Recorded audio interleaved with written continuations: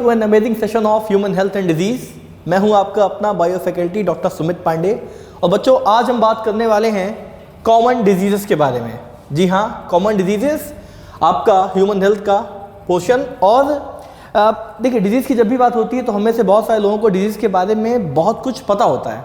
उसका रीज़न ये है कि डिजीज़ एक कॉमन चीज़ है, किसी को भी हो सकती है। सोसाइटी में अवेयरनेस है और हम सभी के अंदर कहीं ना कहीं छोटा मोटा एक डॉक्टर होता है, या फिर हम जिन बीमारियों से एक बार सफ़र कर चुके होते हैं उसके बारे में हमें बहुत सारी जानकारी हो जाती है। अगर कोई टीबी का पेशेंट है सपोज़, तो उसको पता है कि इसमें क्या सिम्टम्स आते हैं, किस तरह की दिक्कतें होती हैं। इनफैक्ट ये कहना ज़्यादा सही होगा कि हम डिजीज़ के साथ फेमिलियर हो जाते हैं। क्या हो जाते हैं? फेमिलियर। हमें पता है कि अगर कॉलरा सपोज़ किसी को पेशेंट हुआ, ठीक है, कॉलरा हो गया, तो अब उसको पता है कि उसको क्या लक्षण आने वाले हैं, अगर हिंदी में बोला जाए। ठीक, आज अगर आपको हम बात करेंगे किसके बारे में, कॉमन बैक्टीरियल डिजीज के बारे में बात करेंगे। लेकिन अगर आपको लास्ट लेक्चर अपना याद हो तो लास्ट लेक्चर में हमने ये वाली जो स्लाइड थी, इसमें हमने अलग अलग एजेंट्स के बारे में बात किया था कि बैक्टीरियल एजेंट होते हैं, वायरसेस भी कॉज कर सकते हैं, प्रोटोजोन्स होते हैं, फंजी होते हैं, एलिमेंट्स हो सकते हैं। यानी कि एक बहुत बड़ी क्लास है। क्या है बच्चों? एक बहुत बड़ी क्लास है जिसके अंदर ये पावर है कि वो डिजीज को कॉज कर सकती है। ठीक, चाहे आप बैक्टीरिया की बात करें, वायरस की बात करें, प्रोटोजोन्स की बात करें, फंजाई की बात करें, ये सभी क्या है? कैपेबल है आपको डिजीज कॉज करने में। लेकिन क्या सबके डिजीज कॉज करने का तरीका सेम होगा? नहीं, सबके डिजीज कॉज करने का तरीका भी कैसा होगा? डिफरेंट होगा। जस्ट एक एग्जाम्पल के तौर पे सोच लो कि आप एक सोसाइटी में रहते हैं जिसमें ये 5 तरह के गुंडे हैं और ये गुंडों की कोशिश है कि वो आपको हार्म कर सकें। तो क्या सभी के हार्म करने का तरीका सेम है? नहीं, सभी के हार्म करने का तरीका अलग है। लेकिन अल्टीमेट कोशिश सबकी यही है कि हम कहीं ना कहीं से आपको क्या कर सकें? नुकसान कर सकें। तो आने वाले लेक्चर्स में हम 1 बाय 1 सबको इंडिविजुअली पढ़ेंगे कि हर क्लास के अंदर कौन कौन से पॉजिटिव एजेंट हैं जो डिजीज़ को कॉज कर सकते हैं और उनके सिम्टम्स क्या होते हैं, उनसे बचा कैसे जा सकता है, मोड ऑफ ट्रांसमिशन क्या होता है। एक एक करके हम इसको पढ़ेंगे। लेकिन आज का जो हमारा टॉपिक होने वाला है वो होने वाला है बैक्टीरियल डिजीज़। क्या होने वाला है? बैक्टीरियल डिजीज़, जिसके बारे में हम एक एक करके पढ़ेंगे। चलिए, आज हम किसके बारे में बात करने वाले हैं बच्चों? आज हम बात करने वाले हैं बैक्टीरियल डिजीज़ के बारे में। ठीक, अब बैक्टीरियल डिजीज़ खुद में ही सिग्निफिकेंट कर रहा है कि भाई ऐसी डिजीज जो बैक्टीरिया कॉज करे। सिंपल सी बात है, बोलिए हाँ, ऐसी डिजीजेस जो कौन कॉज करे? बैक्टीरिया कॉज करे। क्या बैक्टीरिया के पास इतनी पावर होती है कि वो डिजीज कॉज कर सकता है? जी हाँ, ऐसी बहुत बहुत बड़ी बड़ी बीमारियां हैं जो कौन कॉज कर देता है? बैक्टीरिया कॉज करता है। और हम में से बहुत सारे लोग बोर्ड पे लिखी हुई डिजीज के साथ कभी ना कभी सफ़र किए होंगे। अगर आप लोग नहीं इन बीमारियों के कांटेक्ट में आए हैं तो भाई बहुत अच्छी बात है, भगवान आपको अच्छी सेहत दे, अच्छी हेल्थ दे। लेकिन अगर इनमें से कुछ डिजीजेस आपको हुई होंगी तो आप बेहतर तरीके से समझ पाएंगे कि मैं आपको क्या समझाने वाला हूं। और आज की क्लास में आपको बहुत ज़्यादा इंटरेस्ट आने वाला है। एक बार बोर्ड पे लिखी डिजीज के बारे में सिर्फ और सिर्फ उनका नाम पढ़ते हैं, नाम जानते हैं, और फिर एक एक करके जो इंपॉर्टेंट डिजीजेस हैं उनको हम डिटेल में पढ़ेंगे। अब आप ये कहेंगे सर इंपॉर्टेंट डिजीज का मतलब क्या है? अगर बोर्ड पे लिखा है तो इंपॉर्टेंट है। हाँ जी हाँ, बिल्कुल इंपॉर्टेंट है। अब बहुत सारे बच्चों ने एनसीईआरटी थोड़ी बहुत पढ़ ली होगी। जैसे ही बच्चों को मालूम पड़ता है कि जो नेक्स्ट लेक्चर है वो कॉमन डिजीज पे होने वाला है, बच्चों की एक आदत होती है कि वो थोड़ा सा आगे से पढ़ के आते हैं। अच्छी बात है। अब आप बच्चे मन में सोच रहे होंगे कि यार सर ने तो यहाँ पे 1 2 3 4 5 6 7 8 9 10 11 12 बेसिकली 12 डिजीजेस के नाम लिख दिए हैं बोर्ड पे। लेकिन एनसीईआरटी में जब उन्होंने कॉमन डिजीज इन ह्यूमन देखा होगा तो वहां पे उनको बैक्टीरियल के पोर्शन में शायद इतनी डिजीज ना देखने को मिली हो। इस नहीं देखने को मिली आपको, क्योंकि एनसीईआरटी क्या करती है साथियों? एनसीईआरटी आपसे बिटवीन द लाइंस बहुत कुछ कह जाती है। मे बी आप सिर्फ और सिर्फ टाइफाइड और निमोनिया देख के खुश हो गए हों, लेकिन अगर आप एनसीईआरटी को लाइन टू लाइन डिटेल में पढ़ेंगे तो वहां पे उन्होंने बहुत सारी डिजीजेस के सिर्फ और सिर्फ वर्ड्स लिख दिए हैं। उन्होंने लिख दिया डिसेंट्री, उन्होंने लिख दिया डिप्थीरिया। अब वो समझना आपको है। अगर किसी के बारे में नाम लिखा है तो उस पर क्या क्वेश्चन नहीं आ सकता है? और बच्चों, हम सिर्फ और सिर्फ पढ़ने नहीं आए हैं या हम नीट के एग्जाम के लिए लड़ने नहीं आए, बल्कि उससे जीतने के लिए आए हैं। अगर आप अपने प्रीवियस ईयर क्वेश्चंस देखेंगे तो उसमें आपको ये देखने को मिलेगा कि बहुत सारी चीज़ें ऐसी हैं जिनका जिक्र एनसीईआरटी में नहीं है, लेकिन वो ऑप्शंस में आ जाते हैं। उन पे कहीं ना कहीं क्वेश्चन फ्रेम हो जाता है कुछ एक सेक्शंस में। तब हम क्या करेंगे? हम बोल देंगे कि एनसीईआरटी में नहीं है। ऐसा नहीं करेंगे, हम पढ़ेंगे हर वो चीज़ जो एग्जामिनेशन पॉइंट ऑफ व्यू से इंपॉर्टेंट है या एग्जामिनर जहाँ तक जा सकता है हम वहाँ तक पहुँचेंगे ताकि आप अपना एग्जाम बहुत अच्छा कर सकें, बहुत बेस्ट कर सकें। अभी देखते हैं क्या लगता है। देखिए अगर आपको विजुअल हो तो कुछ एक डिजीज ऐसी हैं जिन पे स्टार बना हुआ है, जैसे टाइफाइड पे स्टार बना है, जैसे निमोनिया पे स्टार बना है, टिटनस पे स्टार बना हुआ है, तो डिप्थीरिया पे स्टार बना है। ये डिजीजेस जो हैं ये बहुत इंपॉर्टेंट है, इनको हम क्या करेंगे थोड़ा सा डिटेल में पढ़ेंगे। बाकी के बारे में जो एक जनरल कैरेक्टरिस्टिक है, जो जो इंपॉर्टेंस है उसको हम जानेंगे। अब जैसे जनरल बारे में बात किया, अगर आप कोई भी डिजीज पढ़ें तो आपको उसका कॉजेटिव एजेंट तो पता होना चाहिए कि भाई डिजीज कॉज कौन करता है। और जब भी मैं कॉजेटिव एजेंट बोलता हूँ बच्चे सोचेंगे अरे ये कॉजेटिव एजेंट कौन है। एजेंट पता है ना, ठीक, LIC के एजेंट आते होंगे घर में, वो एजेंट नहीं, ठीक। कॉजेटिव एजेंट का मतलब है जो किसी चीज़ को कॉज करे। और हम यहाँ पे क्या पढ़ रहे हैं, बैक्टीरियल डिजीज, तो जाहिर सी बात है जो डिजीज कॉज करने वाला एजेंट है हम उनके बारे में बात करेंगे। और एग्जाम में जब क्वेश्चन फ्रेम होता है तो वो क्वेश्चन भी पॉजिटिव एजेंट पे बहुत ज़्यादा फ्रेम होता है। या फिर कई केसेस में टेस्ट पूछ लेते हैं कि अगर ऐसी डिजीज हो गई तो उसका टेस्ट क्या होगा। किसी भी डिजीज को पढ़ना है तो उसके बारे में बेसिकली 4 से 5 बातें आपको पता होनी चाहिए। डिजीज का नाम, उसका causative agent, mode of transmission, sign and symptom, incubation period और ट्रीटमेंट, ठीक। 6 चीज़ें मैंने बताई। अब क्या आपको ऑल 6 चीज़ें याद रखनी है? एटलीस्ट बेटा आपको पढ़ना तो सारा ही है। याद आपको क्या नहीं भूलना है, आपको उसका पॉजिटिव एजेंट और उसका टेस्ट जो है वो बिल्कुल भी नहीं भूलना है। और साथ ही साथ साइन एंड सिम्टम्स को खुद भी थोड़ा सा आप सोचने की कोशिश करो। अगर किसी को डिसेंट्री है तो आप सोच सकते हो ना कि स्टमक रिलेटेड डिसऑर्डर है, डिसेंट्री है, पेट खराब होना, ऐसा दिमाग लगा सकते हो। अगर किसी को टाइफाइड हो गया तो या आपको किसी सोसाइटी में टाइफाइड हुआ हो या कभी बचपन में आपको हुआ हो हाई ग्रेड फीवर आना, सिम्टम थोड़ा सा आप आइडिया खुद से भी लगा सकते हैं। लेकिन जब आप कॉलेज में जाएंगे तो आपको एक बहुत अच्छी चीज़ सीखने को मिलेगी जिसका नाम होता है डिफरेंशियल डायग्नोसिस। कई बार क्या होता है, कुछ डिजीजेस ऐसी होती हैं जो एक पर्टिकुलर सेट्स ऑफ डिजीजेस के सिम्टम को मिमिक करती हैं। Again I repeat my word कि कुछ डिजीजेस ऐसी होती हैं जो एक पर्टिकुलर सेट्स ऑफ डिजीज के सिम्टम को क्या करती हैं, मिमिक करती हैं। मतलब वो लक्षण जो होंगी वो एक दूसरी बड़ी डिजीज की दे देंगी और आप कंफ्यूज हो जाएंगे कि अरे भाई ये सारे सिम्टम्स तो कहीं और देखने को मिलते थे। नहीं, ये आपको सिखाया जाएगा किसमें, MBBS में। जैसे अगर आप कोरोना की बात करें, सर्दी खांसी बुखार ही तो था, सांस लेने में दिक्कत, क्या ये सिम्टम्स हमें बाकी कंडीशंस में नहीं देखने को मिलते हैं? अगर सेम फैमिली के मेंबर हैं तो क्या लक्षण सेम नहीं होंगे? इसी बारे में हम सबके बारे में बात करेंगे। आपको बिल्कुल भी परेशान होने की ज़रूरत नहीं है, सिर्फ और सिर्फ मेरे साथ जुड़े रहने की ज़रूरत है और मुझको ध्यान से सुनने की ज़रूरत है। क्या हमने 5 चीज़ें बताई थी? बिल्कुल बताई थी। क्या बैक्टीरियल डिजीज़ होती हैं? बिल्कुल। बैक्टीरिया कैपेबल है डिजीज़ कॉज करने में? हाँ जी हाँ। क्या वायरस कॉज कर सकते हैं? क्या प्रोटोजोन्स कॉज कर सकते हैं? क्या फंजाई कॉज कर सकती है? सबसे पहले हम इन 5 क्लास का एक क्लियर कट डिफरेंशिएशन देख लेते हैं, डिस्क्रिमिनेशन देख लेते हैं कि भाई सब में अलग अलग अंतर क्या है, सब में डिफरेंसेस क्या है और हर डिजीज में कौन कौन सी सिमिलरिटीज हैं, क्या क्या डिफरेंसेस है। सिर्फ एक टेबल को समझ लेते हैं। क्या सिम्टम सेम हो सकते हैं 2 डिजीज के? बिल्कुल हो सकते हैं। एमीवाई डिसेंट्री आपने सुना होगा, बिस्ला डिसेंट्री सुना होगा। क्या इसमें दोनों के लक्षण कहीं ना कहीं सेम आ सकते हैं? आ सकते हैं। लेकिन क्या कॉजेटिव एजेंट अलग हो सकते हैं? बिल्कुल अलग हो सकते हैं। तो सबसे पहले ये जितनी भी डिजीजेज आपके पास लिखी हुई हैं इस समय बोर्ड पे, ये कौन सी डिजीजेज हैं? Bacterial disease. क्या कौन सी डिजीज हैं बच्चों? बैक्टीरियल डिजीज, यानी कि ऐसी डिजीज जो कौन कॉज करते हैं? बैक्टीरिया कॉज करते हैं। क्या ये बात आपको समझ में आई? बिल्कुल। हमने इन सभी के बारे में जाना। एक बार इनके नाम पढ़ते हैं। टाइफाइड कौन कॉज करता है? बैक्टीरिया। कॉलेरा कौन कॉज करता है? बैक्टीरिया।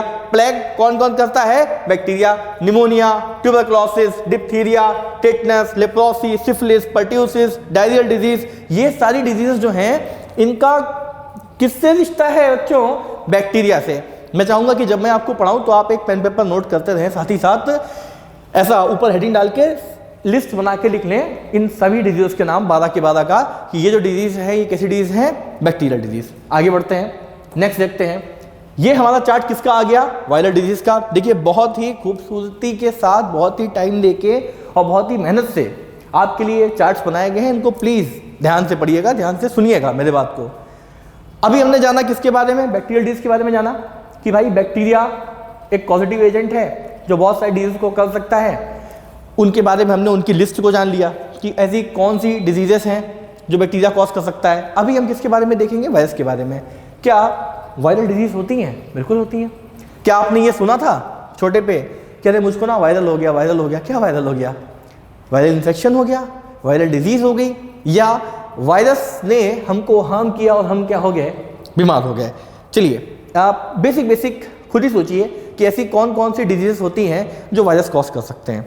क्या बचपन में कभी आपने राइनो वायरस का नाम सुना है? सुना होगा बिल्कुल। कभी बीमार पड़े होंगे तो गूगल किया होगा, अपने फादर से, मदर से, किसी रिलेटिव से पूछा होगा, या स्कूल में आपके टीचर्स ने बताया होगा। ये तो बहुत ही बेसिक है।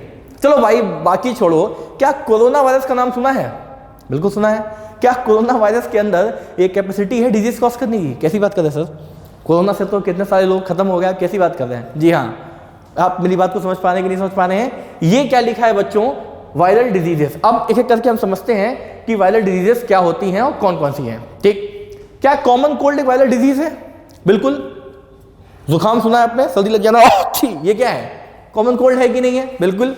अगला देखिए, डेंगू, चिकनगुनिया, पोलियो, ये सब किसकी वजह से कॉज होते हैं? वायरस की वजह से होते हैं। आप इसको देख के डरिएगा नहीं, इन सभी डिजीज को हम आगे वाले लेक्चर्स में इन डेप्थ भी करेंगे। हमारे चैनल पे पेंटागन के पूरी सीरीज आने वाली है, बहुत अच्छे चैप्टर्स की और सभी रिस्पेक्टेड फैकल्टीज की। 1 बाय 1 सीक्वेंस में हम क्या करेंगे, चैप्टर्स को डालेंगे, आपको बस जुड़े रहना है और साथ देना है। अगला, हेपेटाइटिस, क्या एक सीरियस कंडीशन है? अरे बहुत सीरियस कंडीशन है। हेपेटाइटिस आपने सुना होगा, ABCDE, कई तरह के हेपेटाइटिस होते हैं। मेरा आपसे एक छोटा सा क्वेश्चन, इन सभी में से सबसे डेंजरस कौन सा हेपेटाइटिस होता है? आप प्लीज हमारे कमेंट सेक्शन में बताएं कि सबसे डेंजरस हेपेटाइटिस कौन सा है, और अगर पॉसिबल हो तो रीजन भी लिखिए। अदरवाइज आप मुझसे मिलिए, मैं आपको रीजन भी बताऊंगा और इसका टाइप भी बताऊंगा। तो common cold, dengue, chikungunya, polio, hepatitis, क्या ये सब वायरल डिजीजेस हैं? हाँ जी हाँ हैं। क्या आपने डेंगू के बारे में सुना है? बिल्कुल सुना है। मेरे ख्याल से आप में से बहुत सारे लोगों को डेंगू हुआ भी होगा। पोलियो भगवान ना करे आप में से किसी को, लेकिन आपने पोलियो पेशेंट जो होंगे वो तो कहीं ना कहीं देखे होंगे। जी हाँ बिल्कुल देखे होंगे। चिकनगुनिया, अब इसके बारे में बात करेंगे, मम्स, मीजल और इन्फ्लुएंजा, ये भी क्या है, वायरल डिजीज है। क्या मम्स के बारे में थोड़ा बहुत आइडिया है? क्या मीजल्स के बारे में थोड़ा बहुत आइडिया है? अगर आइडिया नहीं है तो भी आपको बच्चों टेंशन वाली कोई बात नहीं है, क्योंकि हम आपको सिर्फ और सिर्फ आइडिया नहीं, इन डेप्थ नॉलेज देंगे। किसके बारे में? हर वो डिजीज के बारे में जो बोर्ड पे यहाँ पे लिखी है। अगला क्या है आपका, स्मॉल पॉक्स, चिकन पॉक्स, जिसको आमतौर पे देखिए, स्मॉल पॉक्स और चिकन पॉक्स दोनों अलग अलग चीज़ें हैं। इसके बारे में आप कंफ्यूज मत हो जाइएगा कि पॉक्स लिखा है तो एक ही चीज़ है। इसमें से क्या आप बता सकते हैं कि ऐसा कौन सा पॉक्स है जो टोटली इरेडिकेट हो चुका है, या जिसके बहुत ही रेयर से रेयर केस दिखते हों? एग्जाम में क्वेश्चन आता है, सोचिए और बताइएगा।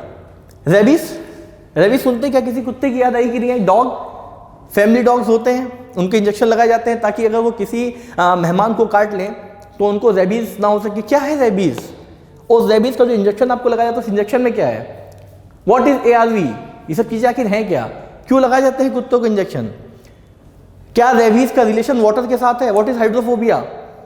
इन सब चीजों पे हम बात करेंगे। येलो फीवर और सार्स, देखिए येलो फीवर के बारे में मैंने यहाँ पे इसको मेंशन करना इसलिए जरूरी समझा, क्योंकि कई बार बच्चों को जब येलो फीवर का क्वेश्चन दो तो येलो फीवर को जॉन्डिस के साथ एसोसिएट कर देते हैं। उनको लगता है येलो मतलब पीला और पीला मतलब पी लिया।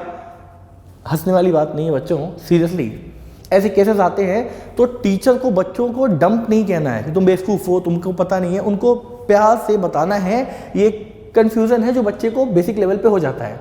लेकिन इन कंफ्यूजन के साथ हम एग्जाम में नहीं जाएंगे।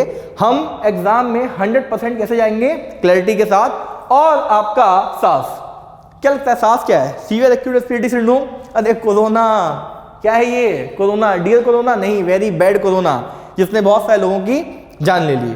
तो अभी हमने किसके बारे में जाना? बैक्टीरियल डिजीज के बारे में जाना। और हमने बैक्टीरियल डिजीज जितनी पॉसिबल आपके क्लास 12th के लेवल तक हो सकती है, नीट के लेवल तक हो सकती है, उनके बारे में हमने जाना, सिर्फ और सिर्फ नाम जाना। डिटेल में अभी इसको पढ़ेंगे आने वाले टाइम में। नेक्स्ट हमने क्या देखा? नेक्स्ट हमने देखा वायरल डिजीजेस, कि भाई ऐसे कौन से वायरस होते हैं जिनके अंदर ये कैपेबिलिटी होती है, क्षमता होती है कि वो डिजीज को क्या कर सकते हैं, कॉज कर सकते हैं। उसके बाद यहाँ पे भी आपको देखिए कहीं कहीं पे स्टार लगा हुआ दिख जाएगा। क्या कॉमन कोल्ड इंपॉर्टेंट है? बहुत इंपॉर्टेंट है, उसको हम पढ़ेंगे। जी हाँ बिल्कुल पढ़ेंगे। क्या हम स्मॉल पॉक्स को पढ़ेंगे? बिल्कुल पढ़ेंगे। क्या हम डेंगू को पढ़ेंगे? हाँ जी हाँ बिल्कुल पढ़ेंगे। चिकनगुनिया को डेप्थ में पढ़ेंगे, पोलियो को डेप्थ में पढ़ेंगे, और हेपेटाइटिस का इनमें से एक कोई पोर्शन जिसको हम डेप्थ में पढ़ेंगे। साथ ही साथ रेबीज, बहुत बहुत इंपॉर्टेंट चीज है और इन पे आपको क्वेश्चन देखने को मिलता है। बच्चों भले हम इन डिजीजेस में से कुछ डिजीज ऐसी हो जिनको उतने डिटेल में ना पढ़ें, लेकिन आपको नाम पता होना चाहिए। पूछे क्यों? क्योंकि एग्जाम में जब क्वेश्चन आता है तो कई बार क्वेश्चन ऐसा आता है कि विच of the following sets of disease is a bacterial disease, तो एटलीस्ट आपको ये सारी बैक्टीरियल डिजीज के नाम तो पता हो। विच of the following disease is a sets of viral disease, आपको सारे के नाम पता चाहिए। कई बार मिक्स कर देते हैं, बहुत सारे डिजीजेस एक साथ दे देते हैं और उसमें से पूछते हैं कि आइडेंटिफाई द बैक्टीरियल डिजीज, और उसमें मिक्स है, तो आपको पता तो होना चाहिए कि टाइफाइड बैक्टीरियल है कि निमोनिया बैक्टीरियल है या फिर एड्स बैक्टीरियल है या कॉमन कोल्ड बैक्टीरियल है। सेट्स तो पता हो आपको, और वो सेट्स पता कैसे होंगे? जब आप सिर्फ और सिर्फ टीचर पे ट्रस्ट करेंगे, क्लास को ध्यान से सुनेंगे और अटेंशन अपना 100% बोर्ड पे रखेंगे। आगे देखिए क्या है। हाँ जी, क्या प्रोटोजोन्स के पास ये कैपेसिटी होती है डिजीज कॉज करने की? बिल्कुल होती है। क्या एलिमेंट्री डिजीज होती है? हाँ जी हाँ होती है। क्या फंगस जो होता है वो डिजीज कॉज कर सकता है? बिल्कुल कॉज कर सकता है। मलेरिया सबसे बता रहा है कितने लोगों को मलेरिया हुआ है? ठंड लगती है ना, बुखार आता है बार बार, बहुत सारे लोगों को मलेरिया हुआ है। किसकी वजह से होता है? मच्छर की वजह से होता है कि प्लाज्मोडियम की वजह से होता है?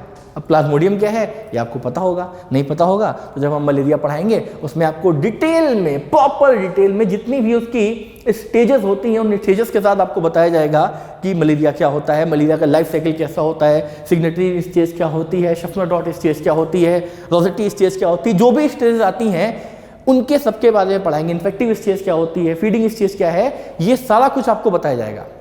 ठीक, अगला क्या है? जियार्डियासिस, ट्रिपैनोसोमियासिस, लेशमैनियासिस, इनके अलग अलग टाइप भी होते हैं। हेलिमेंट्री डिजीज की बात करें तो एस्कैरियासिस, एलिफेंटियासिस, जिसको हम आमतौर पे हाथी पाँव भी बोलते हैं। देखा होगा आपने कि कुछ लोग होते हैं जिनका पैर बहुत बड़ा होता है, तो वो जो हाथी पाँव जिसको हम हिंदी में बोलते हैं, उस हाथी पाँव को होने का रीजन क्या है? क्या ऐसी वजह है कि जो पेशेंट का पैर इतना बड़ा ज्यादा है? कॉजेटिव एजेंट कौन है? वेक्टर कौन है? अगर आपको याद हो तो फर्स्ट लेक्चर में मैंने एक बहुत बड़ी आपको लिस्ट दी थी जिसको आपको होमवर्क करना हो। अगर आपने उस होमवर्क को किया होगा तो आप इजीली समझ पा रहे होंगे कि वेक्टर क्या होता है, पॉजिटिव एजेंट क्या होता है। समझिए ना? ठीक, हाइटेटिनियासिस, इन सब के बारे में हम जानकारी इकट्ठा करेंगे आने वाले लेक्चर्स में। नेक्स्ट है आपका फंगल डिजीज, रिंगवॉर्म। ठीक, क्या आप दाद जानते हैं, खुजली जानते हैं? बहुत, मैं बिल्कुल देखिए मैं बिल्कुल बेसिक टर्म्स यूज़ कर रहा हूँ ताकि आप इन डिजीज़ को बहुत बेहतर तरीके से समझ जाएं। मैं किसी भी फैंसी वर्ड का इस्तेमाल नहीं कर रहा हूँ कि जिससे सुनने में तो बहुत अच्छा लगे बट आप उससे खुद कनेक्ट नहीं हो पाए। सिर्फ और सिर्फ बेसिक चीज़ों के बारे में बात हो रही है। जेनाइटल ईच और बार्बस ईच, ये भी क्या है? आपका फंगल डिजीजेस। अभी आपको क्या करना है? अभी आपको वीडियो को पॉज करना है। वीडियो को पॉज करने के बाद उसको थोड़ा सा पीछे करके अपनी नोटबुक में साथियों इन सब चीज़ों को नोट करना है। हेडिंग डालनी है बैक्टीरियल डिजीज, सभी बैक्टीरियल डिजीज के आपके नाम। उसके बाद आपको क्या करना है? हेडिंग डालनी है वायरल डिजीज और सभी वायरल डिजीज के नाम। वापस से क्या करना है? टेबल बनानी है प्रोटोजोन्स, हेलिमेंट्रिक और फंगल डिजीजेस और इन सब के नाम, ताकि जब भी आपके सामने डिजीज में डिफरेंशिएट करने का क्वेश्चन आए और आप सिर्फ और सिर्फ डिजीज का नाम सुने और आप बता दें कि ये प्रोटोजोन कॉज करता है, ये बैक्टीरिया कॉज करता है, ये वायरस कॉज करता है, तुरंत सपोज मैंने बोला मलेरिया, कट से आंसर आना चाहिए प्रोटोजोन्स। मैंने बोला टाइफाइड, तुरंत bacterial. Common cold, viral disease, इधर से आना चाहिए डिजीज का नाम और सामने से आपका कहना चाहिए कि पॉजिटिव एजेंट कौन है या फिर कौन से क्लास के डिजीज है, फटाफट और वो चीज आएगी। बस थोड़ा सा आपको मेरे साथ बने रहना है आखिरी तक। ठीक, तो आई होप शुरू के इन 3 चीजों के बारे में आपको क्लियर हो गया हो। हम क्या पढ़ रहे हैं? हम पढ़ रहे हैं कॉमन डिजीजेस इन ह्यूमंस, जिसमें आज का जो हमारा लेक्चर है बेसिकली वो किस पे बेस्ड है? बैक्टीरियल डिजीज से बेस्ड है। आप बच्चों परेशान नहीं होइए, इसके बाद हम एनसीईआरटी भी पढ़ेंगे। साथ ही साथ एनसीईआरटी के साथ हम क्या करेंगे? हम जो क्वेश्चंस हैं उन क्वेश्चंस को भी सॉल्व करेंगे जो पीवाईक्यू है, प्रीवियस ईयर क्वेश्चंस। अब आप सोचेंगे सर सब कुछ आप ही कर दोगे तो मैं क्या करूंगा? क्यों?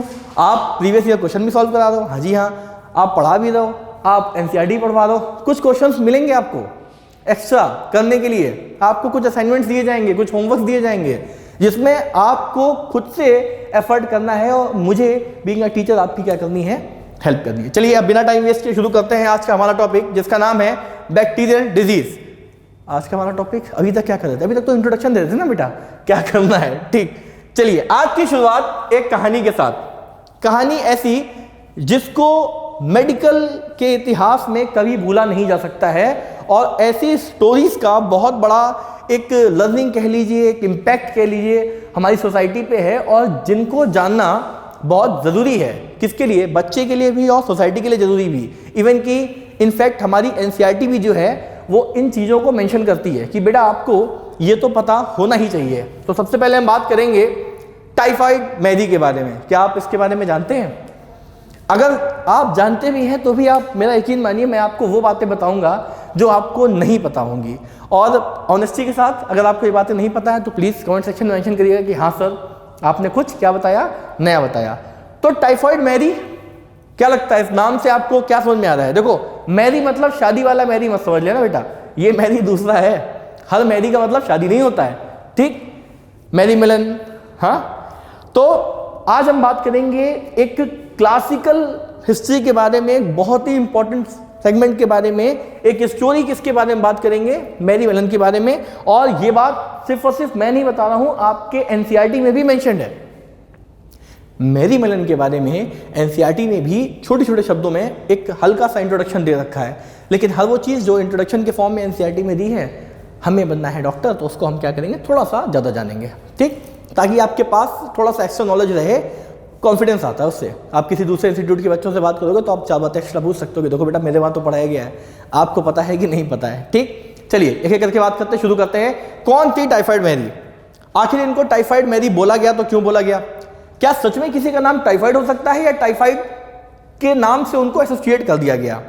क्या ये सारे सवाल आपके मन में आए कि नहीं आए? बिल्कुल आए होंगे। और अगर ये सारे सवाल आपके मन में आए तो जाहिर सी बात है इन सब सवालों का जवाब भी हमारे पास होंगे। It is a classical case in the mystery. देखिए, टाइफाइड मैरी जो है, टाइफाइड तो डिजीज है ना, टाइफाइड के साथ इनको एसोसिएट कर दिया गया। उसका रीजन है क्यों? क्योंकि ये टाइफाइड की कैरियर थी। ये टाइफाइड की क्या थी? कैरियर थी। अब आपके मन में सवाल आया कि सर टाइफाइड की कैरियर थी, ये कैरियर क्या होता है? सिंपल सी बात है दोस्तों, जो आदमी डिजीज को स्प्रेड करे वो कैरियर है। कैरियर क्यों होता है ये भी अभी हम जानेंगे, ठीक? तो बेसिकली इनका नाम टाइफाइड मैरी नहीं था, नाम क्या था? मैरी मिलन। नाम क्या था इनका? मैरी मिलन। टाइफाइड मैरी के नाम से एसोसिएट कर दिया गया because she was a carrier. She was a carrier. ये कैरियर थी किसकी? टाइफाइड की। इसलिए इनको क्या बोलने लगे लोग? Typhoid Mary. कहानी जानते हैं, एक प्रोफेशनल कुक थी। क्या थी ये? प्रोफेशनल कुक थी, बेसिकली खाना बनाने का काम करती थी, और इनकी वजह से बहुत सारे लोगों को टाइफाइड हुआ। अब अगर आप मुझसे डेटा की बात करें कि सर मुझे एग्जैक्ट डेटा बताइए कि इनकी वजह से कितने लोगों को टाइफाइड हुआ, तो अराउंड 3000 करीब 3,00,000 लोगों को इन्होंने क्या किया? टाइफाइड फैलाया। इतना ज़्यादा डर बैठ गया है कि फिगर्स भी ज़्यादा निकल रही हैं। कितने लोगों को? 3000 लोगों को इन्होंने क्या किया? टाइफाइड को फैलाया। और 3000 कोई छोटी मोटी संख्या नहीं होती है। सोचिए उन 3000 लोगों से कितने लोग कांटेक्ट में आए होंगे। क्या सिर्फ और सिर्फ टाइफाइड मैरी ही कैरियर होंगी या सोसाइटी में आज भी कैरियर होंगे बहुत सारे जिनके बारे में हमें पता नहीं चल पाया? सोचने वाली बात है, ठीक? तो प्रोफेशनल कुक थी। She continued to spread typhoid for several years through the food she prepared. वो जो खाना बनाती थी उसके जरिए वो क्या करती थी? टाइफाइड को स्प्रेड कर देती थी। अब हुआ ये कि एक बार जब एक केस स्टडी लिया गया, देखिए आपको क्या पहले लेक्चर याद है? क्या आपको इटियोलॉजी और एपिडेमोलॉजी याद है? हमने बताया था कि एक ऐसा होता है जिसमें डिजीज किस एरिया में स्प्रेड हो रही है उसके बारे में हम जानते हैं। दूसरे में हम जानते हैं कि जो डिजीज स्प्रेड हो रही है उसका कॉज क्या है, ठीक?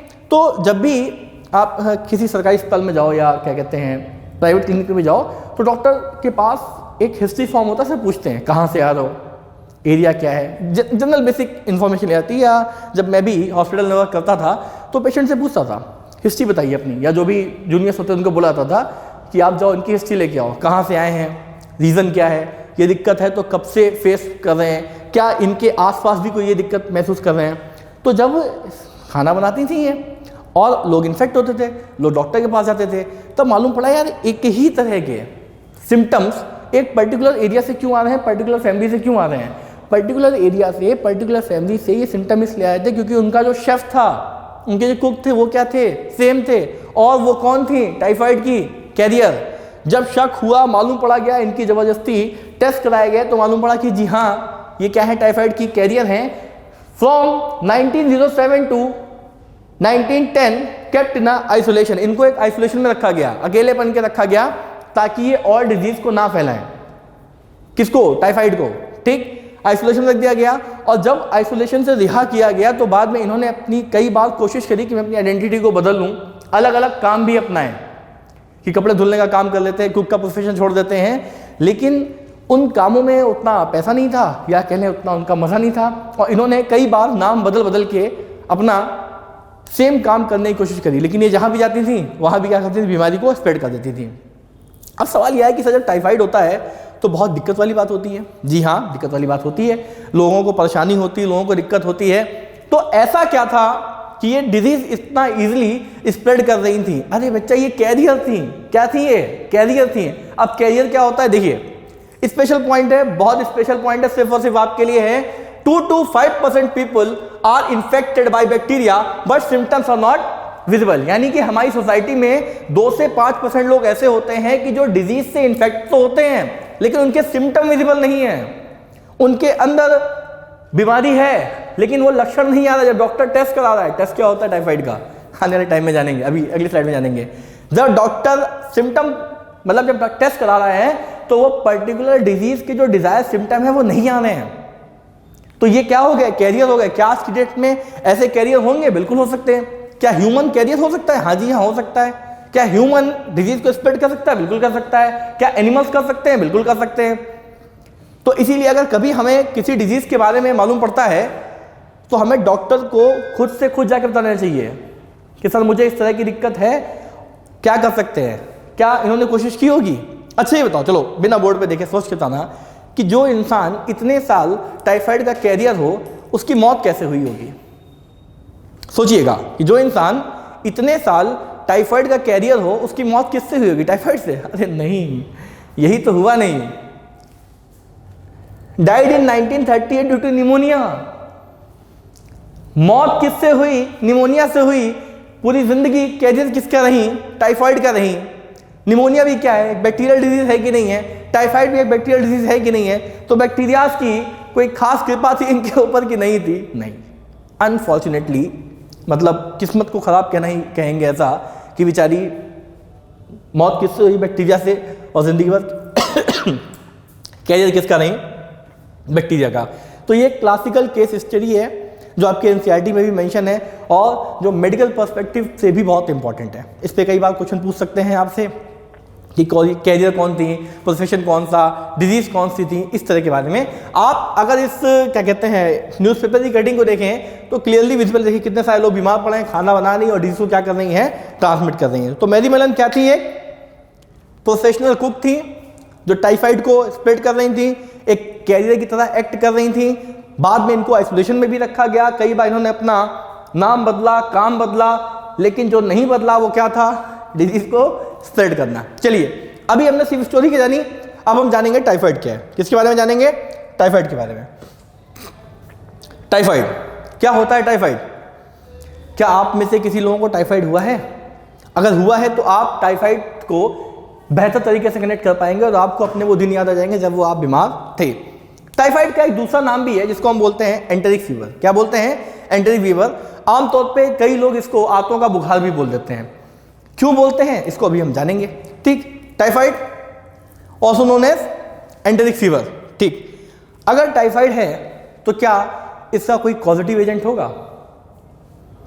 अगर टाइफाइड एक डिजीज है तो क्या इसका कोई पॉजिटिव एजेंट होगा? जी हाँ, 100% होगा। हर डिजीज का कहीं ना कहीं कोई ना कोई तो पॉजिटिव एजेंट है, कोई ना कोई तो ऐसा इंसान है जो उसमें क्या कर रहा है? बीमारी को कॉज कर रहा है। तो जब टाइफाइड के बारे में बात करेंगे, पॉजिटिव एजेंट कौन है?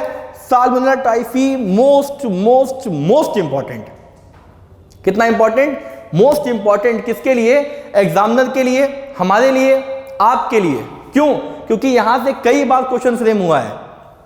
जहां जहां से क्वेश्चन आएगा बच्चों, मैं उसको स्टार बना के अंडरलाइन करता रहूंगा, आपको इंपैक्ट डालता रहूंगा कि ये आपको करना ही करना है। यहां पे कई बार आया है कि भाई अगर डिजीज हुई है टाइफाइड तो उसका पॉजिटिव एजेंट कौन है? Salmonella typhi. Salmonella typhi. ठीक, साल्मोनेला टाइफी कौन सी डिजीज कॉज करता है? टाइफाइड। टाइफाइड का पॉजिटिव एजेंट कौन है? Salmonella typhi. इस साल्मोनेला को आपको भूलना नहीं है। फैमिली की अगर बात करें तो एंटेरोबैक्टीरियस। अब आप पूछेंगे ये क्या? टाइफाइड का एक परिवार है? नहीं, देखिए, जब आप MBBS में जाएंगे तो आप माइक्रोबायोलॉजी पढ़ेंगे और माइक्रोबायोलॉजी में आपको बहुत सारे माइक्रोब्स के बारे में पढ़ाया जाएगा। साथ ही साथ उन माइक्रोब्स में आप अलग अलग फैमिली भी जानेंगे, फ्लू फैमिली कौन सी है, एंटरबैक्टीरियस फैमिली कौन सी है, या फिर ये जो भी डिजीज कॉजिंग एजेंट है किस फैमिली का मेंबर है। अगर फैमिली का मेंबर है तो सिम्टम्स भी लमसम सेम से मिमिक करता है। फिर आपको डॉक्टर्स डिफरेंशियल डायग्नोसिस सिखाएंगे और आप एक अच्छे डॉक्टर बनेंगे कि नहीं बनेंगे? बिल्कुल बनेंगे, बेस्ट डॉक्टर बनेंगे। अब अगर इंक्यूबेशन पीरियड की बात करें तो ये कितना होता है? 1 to 3 वीक। ठीक, 1 to 3 वीक इंक्यूबेशन पीरियड। जानकारी के लिए सिर्फ याद रखें, क्वेश्चन मोस्टली पूछा किस पे जाता है कि पॉजिटिव एजेंट आपका कौन है। अगर आप मोड ऑफ इन्फेक्शन की बात करें कि ये हो क्यों रहा है, कॉन्टामिनेटेड फूड एंड वाटर, ध्यान रहे, अरे मैरी मेलन, टाइफाइड मैरी खाना ही तो बना रही थी। कंटामिनेशन का मतलब क्या? जो गंदा है, गंदे का मतलब वो नहीं कि गंदा है, जो समझ लो इन्फेक्टेड है एक तरीके का, क्या कर सकता है? आपको इन्फेक्ट करता है। चाहे कंटामिनेटेड फूड हो या फिर कंटामिनेटेड वाटर हो, ये आपको क्या कर सकता है? टाइफाइड कॉज कर सकता है कि नहीं कर सकता है? बिल्कुल कर सकता है। तो हमें हाइजीन मेंटेन करने की इंपॉर्टेंस है कि नहीं है? बिल्कुल है।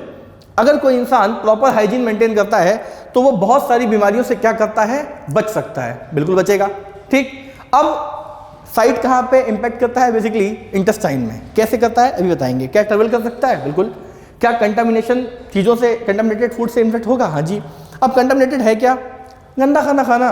आप रोड पे गए, आपने कहा भैया पानी पूरी खिला दो, और भैया ने हाथ उसमें ही डाल के ऐसा घुमा दिया अपने कंटेनर में, तो क्या भैया का हाथ साफ है? नहीं है। उनके हाथ में जो टॉक्सिन्स थे, गंदगी थी, बैक्टीरिया थी, वो भी उसे पानी में आ गए। कई बार ऐसा भी देखा गया है, न्यूज़ में आया है कि बाथरूम के, अभी एक वीडियो वायरल हुई थी इंस्टाग्राम पे, मैंने देखा कि जो चाय बनाने वाला था वो ट्रेन के टॉयलेट के पानी से यूज़ कर रहा था चाय बनाने के लिए। तो क्या ये साफ पानी है? क्या ये कंटामिनेटेड है कि नहीं है? बिल्कुल है। तो क्या ये डिजीज कॉज कर सकता है? 100%। कितना परसेंट? 100%। आगे देखिए, टेस्ट अगेन साथियों, मोस्ट इंपॉर्टेंट, जितने स्टार बना दें उतना कम है। टाइफाइड के टेस्ट का नाम विडाल टेस्ट, टाइफाइड के पॉजिटिव एजेंट का नाम साल्मोनेला टाइफी। इंक्यूबेशन पीरियड कितना है? 1 to 3 week. Mode of transmission क्या है? इन्फेक्शन क्या है भाई? Contaminated food and water. अगर आप गंदा खाना खाएंगे, गंदा पानी पिएंगे तो कहीं ना कहीं आप इन्फेक्टेड होंगे, आप बीमार पड़ेंगे। क्या इसकी वैक्सीन है? जी हाँ, बिल्कुल वैक्सीन है। क्या हमने बचपन में ली होगी? तो आपके पेरेंट्स बताएंगे आपने क्या कहते हैं वैक्सीन ली है कि नहीं ली है। देखिए, पेरेंट्स जितना ज़्यादा अवेयर हैं वो अपने बच्चे को उतना ज़्यादा बचा सकते हैं आने वाली बीमारियों से। ठीक, क्या मेडिसिन है? बिल्कुल मेडिसिन है।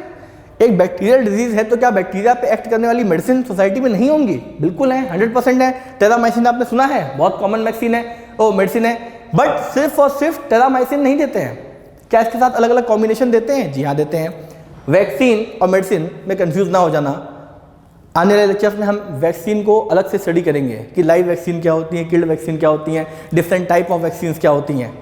ठीक, तो आपको कहीं भी कंफ्यूज नहीं होना है। जहाँ जहाँ मुझे लगेगा कि आप कंफ्यूज हो सकते हैं, मैं आपको वहाँ वहाँ बताता हुआ चलूँगा। ठीक, मेडिसिन, टेरामाइसिन, वैक्सीन, टाइवर। ठीक, अब देखिए स्पेशल पॉइंट, बिल्कुल हाँ, 2 to 5 people act as a carrier. पीछे बताया था मैंने मैरी मेलन वाले केस में कि 2 से 5% लोग ऐसे होते हैं जो किसकी तरह एक्ट करते हैं? कैरियर की तरह एक्ट करते हैं, जो डिजीज को ट्रांसमिट करते रहते हैं लेकिन उनके पास सिम्टम नहीं आ सकते हैं। छोटा सा क्वेश्चन कि अगर कोई पर्सन को ऐसा लगता है कि वो लंबे समय से टाइफाइड का कैरियर है तो उसको क्या करना चाहिए? सर डॉक्टर के पास जाना चाहिए। अरे ये तो बहुत कॉमन चीज़ है, डॉक्टर के पास जाना चाहिए। क्यों जाना चाहिए? क्या गॉल ब्लैडर के साथ कोई रिश्ता है? सोचिएगा और बताइएगा कमेंट सेक्शन में, या आप मुझसे मिलिए जब भी तो सोच के बताइएगा कि हाँ सर गॉल ब्लैडर के साथ भी कोई रिश्ता है। क्यों डॉक्टर कई बार सीरियस केसेस में एडवाइस करते हैं कि एक काम करो, गॉल ब्लैडर काट के निकाल दो। क्या काम है गॉल ब्लैडर का? क्या रिश्ता है गॉल ब्लैडर का टाइफाइड के साथ? सोचिएगा। ठीक, अगला क्या है? सिम्टम्स की बात करें तो वीकनेस होती है, कमजोरी लगना। भाई साहब गंदा खाना खाओगे, बीमार पड़ोगे तो कमजोरी आएगी कि नहीं आएगी? हाई ग्रेड फीवर, बुखार बहुत तेज होता है, 39 to 40 डिग्री तक चलाता है आपका बुखार सेल्सियस में। ठीक, तो ये क्या एक हाई ग्रेड फीवर है? बिल्कुल है। कॉन्स्टिपेशन, कब्ज होना, stomach pain, loss of appetite यानी कि भूख का मर जाना। अब सवाल ये आता है कि भाई भूख क्यों चली गई? जब भी हम बीमार पड़ते हैं तो हमारी भूख क्यों बंद हो जाती है? देखो टाइफाइड के केस में अलग होता है, नॉर्मल जब फीवर हाई होता है तो अलग होता है। आपने जब बायोमोलिक्यूल्स पढ़ा होगा तो उसमें जब आपने एंजाइम पढ़ा होगा तो उसमें आपको बताया गया होगा कि हर एंजाइम की अपनी अपनी कंडीशंस हैं। ऑप्टिमम पीएच पे काम करना, ऑप्टिमम टेम्परेचर पे काम करना। अगर एक एक्स एंजाइम है जो वाई टेम्परेचर पे काम कर रहा है और आपने टेम्परेचर बहुत ज़्यादा दे दिया तो क्या एंजाइम का डिनेचुरेशन हो जाएगा कि नहीं हो जाएगा? बिल्कुल हो जाएगा। तो क्या हमारी बॉडी में डाइजेस्टिव एंजाइम है? हाँ जी हाँ है। क्या हमारी बॉडी में ऐसे एंजाइम हैं जो हमें हेल्प करते हैं? बिल्कुल, डाइजेशन में बहुत सारे एंजाइम हेल्प करते हैं। क्या सिलेब्री अमाइलेज के नाम में बात सुना है? क्या पेनक्रिएटिव अमाइलेज सुना है? और भी बहुत सारे एंजाइम हैं। तो भूख भी लगना कम हो जाती है। In severe cases intestinal perforation sometime में डेथ रिजल्टिंग इन ब्लीडिंग। अब देखो होता क्या है, इंटेस्टाइनल परफोरेशन का मतलब इतना समझ लीजिए कि आंतों में खून निकलना, ठीक है, ब्लीडिंग होना। अब हुआ क्या कि भाई समझ लो इंटेस्टाइन है और इंटेस्टाइन ऐसे ऐसे आपकी क्या कर रही है, मूव कर रही है। इंटेस्टाइन की जो मूवमेंट उसको क्या बोलते हैं? पेरिस्टाल्सिस। भाई पेरिस्टाल्सिस मूवमेंट हो रहा है, फूड जो है वो आगे को पास हो रहा है। कुछ केसेस में रिवर्स पेरिस्टाल्सिस भी हो जाता है। और अगर रिवर्स पेरिस्टाल्सिस हो रहा है तो क्या होता है बताइएगा? अरे इंटेस्टाइनल मूवमेंट, पेरिस्टाल्सिस, इंटेस्टाइन के बीच में खाना है, मूवमेंट हो नहीं पा रहा है, भूख लगना तो बंद हो ही जाएगी साथियों। बहुत सिंपल सी बात है। Entire human physiology is somewhere interconnected, interlinked and interdependent. मैं पढ़ा ह्यूमन हेल्थ एंड डिजीज रहा हूं, लेकिन डिफरेंस डाइजेशन का आ गया कि नहीं आ गया? बिल्कुल आ गया। अब आप कहेंगे सर डाइजेशन तो कट गया। डाइजेशन बेटा चैप्टर से कटा है, ये तो है ना डाइजेशन आपका। बिल्कुल। आगे देखिए क्या है, रोज स्पॉट। अब आप कहेंगे रोज स्पॉट क्या है? जब कभी आप डॉक्टर के पास जाते हैं, डॉक्टर कहता है आँख ऐसे नीचे करो, जीभ निकालो, ऐसा पेट को दबा के देखता है, तो वो यूं ही थोड़ी ना करता है। इसको बोलते हैं फिजिकल एग्जामिनेशन। क्या हो रहा है? वो फिजिकल एग्जामिनेशन हो रहा है, आपको एग्जामिन किया जा रहा है कि वेदर यू आर ओके और नॉट। बोलिए यस और नो। बिल्कुल। अब जब आप किसी को कोई आप देखो सोसाइटी में पता करना, कभी आप लोग रिसर्च करना, जैसे हमारे टाइम पे रिसर्च थी कि मिडिल एज स्मोकर पे, जो हमने रिसर्च की, रिसर्च पब्लिश है हमारी किस पे? मिडिल एज स्मोकर पे इंटरनेशनल जर्नल में पब्लिश है। तो जो मिडिल एज स्मोकर थे उनको जाके हम लोगों ने देखा, एग्जामिन किया कि भाई अगर मिडिल एज स्मोकर है, इसकी बॉडी में क्या चेंजेस आ रहे हैं। ऐसे अगर आप कोई टाइफाइड का पेशेंट देखो जो सीवियर हो तो उसकी बॉडी में आपको रोज स्पॉट देखने को मिलेंगे। रोज स्पॉट क्या है? ऐसे छोटे छोटे लाल लाल से दाने देखने को मिलेंगे। आई होप आपको विजिबल हो कैमरा में। और डॉक्टर जाएगा, डॉक्टर कहेगा ऐसे बेटा शर्ट ऊपर करो, टी शर्ट ऊपर करो, और वो देखेगा कि क्या आपकी बॉडी में रोज स्पॉट तो नहीं आ गए हैं, और अगर रोज स्पॉट आए हैं तो कितने आए हैं। बेसिकली सीवियरिटी का अंदाजा आपको लगाया जा सकता है। क्या यहां तक बात क्लियर? बिल्कुल क्लियर। ओके। इससे पहले कि हम आगे बढ़े निमोनिया के लिए, फटाक फिंगर टिप्स पे आपको पूरा याद होना चाहिए। अगर मैं आपसे पूछूं टाइफाइड कौन सी डिजीज है? बैक्टीरियल डिजीज है। पॉजिटिव एजेंट कौन है इसका? Salmonella typhi. टेस्ट कौन सा इसका? Widal test. क्या इंटेस्टाइनल परफ्यूजन हो सकता है? बिल्कुल हो सकता है। क्या डेथ हो सकती है? बिल्कुल हो सकती है। क्या पेन हो सकता है? जी हाँ हो सकता है। क्या हाई ग्रेड फीवर हो सकता है? बिल्कुल हो सकता है। साथ ही साथ क्या कुछ लोग इसमें कैरियर की तरह काम कर सकते हैं? बिल्कुल कर सकते हैं। एकदम टिप्स पे याद होना चाहिए। डिजीज बोलते ही आप सपने में बोल दो, आप आंख बंद करके बोलना शुरू करो, तब मानेंगे आपको समझ में आया, आपको आया, मजा आया। चलिए एक बार कोशिश करें, आंखें बंद, आपकी भी मेरी भी। टाइफाइड कैरियर कौन था? Typhoid Mary. क्या उनका नाम टाइफाइड मैरी था? नहीं था। टाइफाइड क्यों रखा गया? क्योंकि मैरी से, क्योंकि वो क्या थी? कैरियर थी। क्या वो आइसोलेशन में गई? बिल्कुल गई। 3 साल के लिए। कितने साल के लिए? 3 साल के लिए वो कहाँ चली गई? आइसोलेशन में चली गई। आइसोलेशन में जाने के बाद क्या उन्होंने अपना काम बदला? बिल्कुल बदला। काम बदला, नाम बदला। सिर्फ और काम और नाम नहीं बदला, वापस से वो उसी काम पे आ गई, प्रोफेशनल कुक में। क्यों? क्योंकि उनको पैसा नहीं मिल पा रहा था। क्या उनकी मौत टाइफाइड से हुई? नहीं। किससे हुई? निमोनिया से हुई। क्या निमोनिया भी एक बैक्टीरियल डिजीज है? बिल्कुल है। क्या हम में से कोई टाइफाइड का कैरियर हो सकता है? हो सकता है। मेरा आपसे सवाल, ये बातें आंखें बंद करके इसलिए बोल रहा हूं क्योंकि आप भी आंखें बंद करके बोलो। आपको लगे कि मास्टर अगर आंख बंद करके बोल सकता है तो टीचर बच्चा क्यों नहीं बोल सकता है? हो तो आप मेरे स्टूडेंट ना, तो रिवाइज इट, मेमोराइज इट, और हर वो चीज़ जो आप मुझसे पढ़ो वो आपके ज़ुबान पे होनी चाहिए। कि रात में उठते बैठते सोते जागते अगर आपके पापा आपको हाथ लगाएं तो बोले बेटा टाइफाइड, तो आप तुरंत बोलना शुरू कर दो, अरे हाँ positive agent salmonella typhi, test Widal है, और इंक्यूबेशन पीरियड जो है इसका 1 to 3 वीक हो सकता है पक्का। साइड इसमें क्या हो सकती है? क्या इंटेस्टाइन को इफेक्ट कर सकता है? बिल्कुल कर सकता है। उसके बाद स्पेशल टेस्ट होंगे, इसमें विडाल टेस्ट आ सकता है पूरा। आई होप आपको पूरा टाइफाइड समझ में आया हो। मैंने अपना 100 नहीं 200% दिया आपको टाइफाइड समझाने के लिए। आगे देखते हैं निमोनिया। क्या है निमोनिया? बचपन में क्या आपको निमोनिया हुआ था? अरे क्यों, मैं सोचो आपको नहीं बोलेंगे, आपके क्या किसी जानने वाले को बचपन में निमोनिया हुआ था? अगर हुआ हो तो क्या लक्षण आते हैं? क्या निमोनिया का भी कोई पॉजिटिव एजेंट होगा? बिल्कुल होगा। क्या टाइफाइड का कोई पॉजिटिव एजेंट था? बिल्कुल था। कौन था टाइफाइड का positive agent? Salmonella typhi. Pneumonia के बारे में बात करें, बेसिकली किसका डिसऑर्डर है? हमारे लंग्स को इफेक्ट करता है कि नहीं करता है? हाँ जी हाँ, बिल्कुल करता है। अब वहां तो एक था, यहां दो हैं। बोलो, वहां तो एक था, यहां दो हैं। कौन? Positive agent. कौन? Positive agent. क्या पॉजिटिव एजेंट डिजीज कॉज करते हैं? हाँ बताया तो, कितनी बार बताऊं कॉज करते हैं? बिल्कुल कॉज करते हैं। It is caused by streptococcus pneumonia and Haemophilus influenza. क्या सर यहां पे दो पॉजिटिव एजेंट हैं? बिल्कुल है। अच्छा, मेरा एक आपसे सवाल, आंसर आपको खुद ढूंढना है। अगर स्ट्रेप्टोकोकस निमोनिया, ये जो पॉजिटिव एजेंट है निमोनिया कॉज करता है, तो डिप्लोकोकस निमोनिया क्या कॉज करता है? मैं आपको आंसर नहीं करूंगा, मैं सिर्फ आपसे पूछ रहा हूं, आपको ढूंढना है, आपको मुझसे मिलकर बताना है या फिर कमेंट सेक्शन में टाइप कर देना है। स्ट्रेप्टोकोकस निमोनिया और डिप्लोकोकस निमोनिया में डिफरेंस क्या है? साथ ही साथ ये जो हेमोफिलस इन्फ्लुएंजा है, ये क्या सिर्फ और सिर्फ निमोनिया ही कॉज करता है? क्या ये कोई और डिजीज भी कॉज कर सकता है? और अगर कोई और डिजीज कॉज कर सकता है तो उस डिजीज का नाम क्या है? आगे देखिए। Pneumonia is a serious disease of lungs occurs due to accumulation of fluid and dead cell in the alveoli. होता क्या है कि जब हमारे लंग्स में फ्लूइड का एक्यूमुलेशन होने लगता है, किसका एक्यूमुलेशन? फ्लूइड का एक्यूमुलेशन, ठीक। साथ ही साथ जो डेड सेल हैं उनका एक्यूमुलेशन। अब देखो, हमारे पास लंग्स हैं, ठीक, ऐसे आया, T5 पे विंड पाइप आया, हमारा ट्रैकिया आया, T5 पे डिवाइड हुआ, दो लंग्स हैं आपके पास, एक लेफ्ट और एक राइट, अलग अलग ब्रांचेस आ रही हैं। साइट ऑफ एक्सचेंज क्या है आपका? एल्वोलाई है।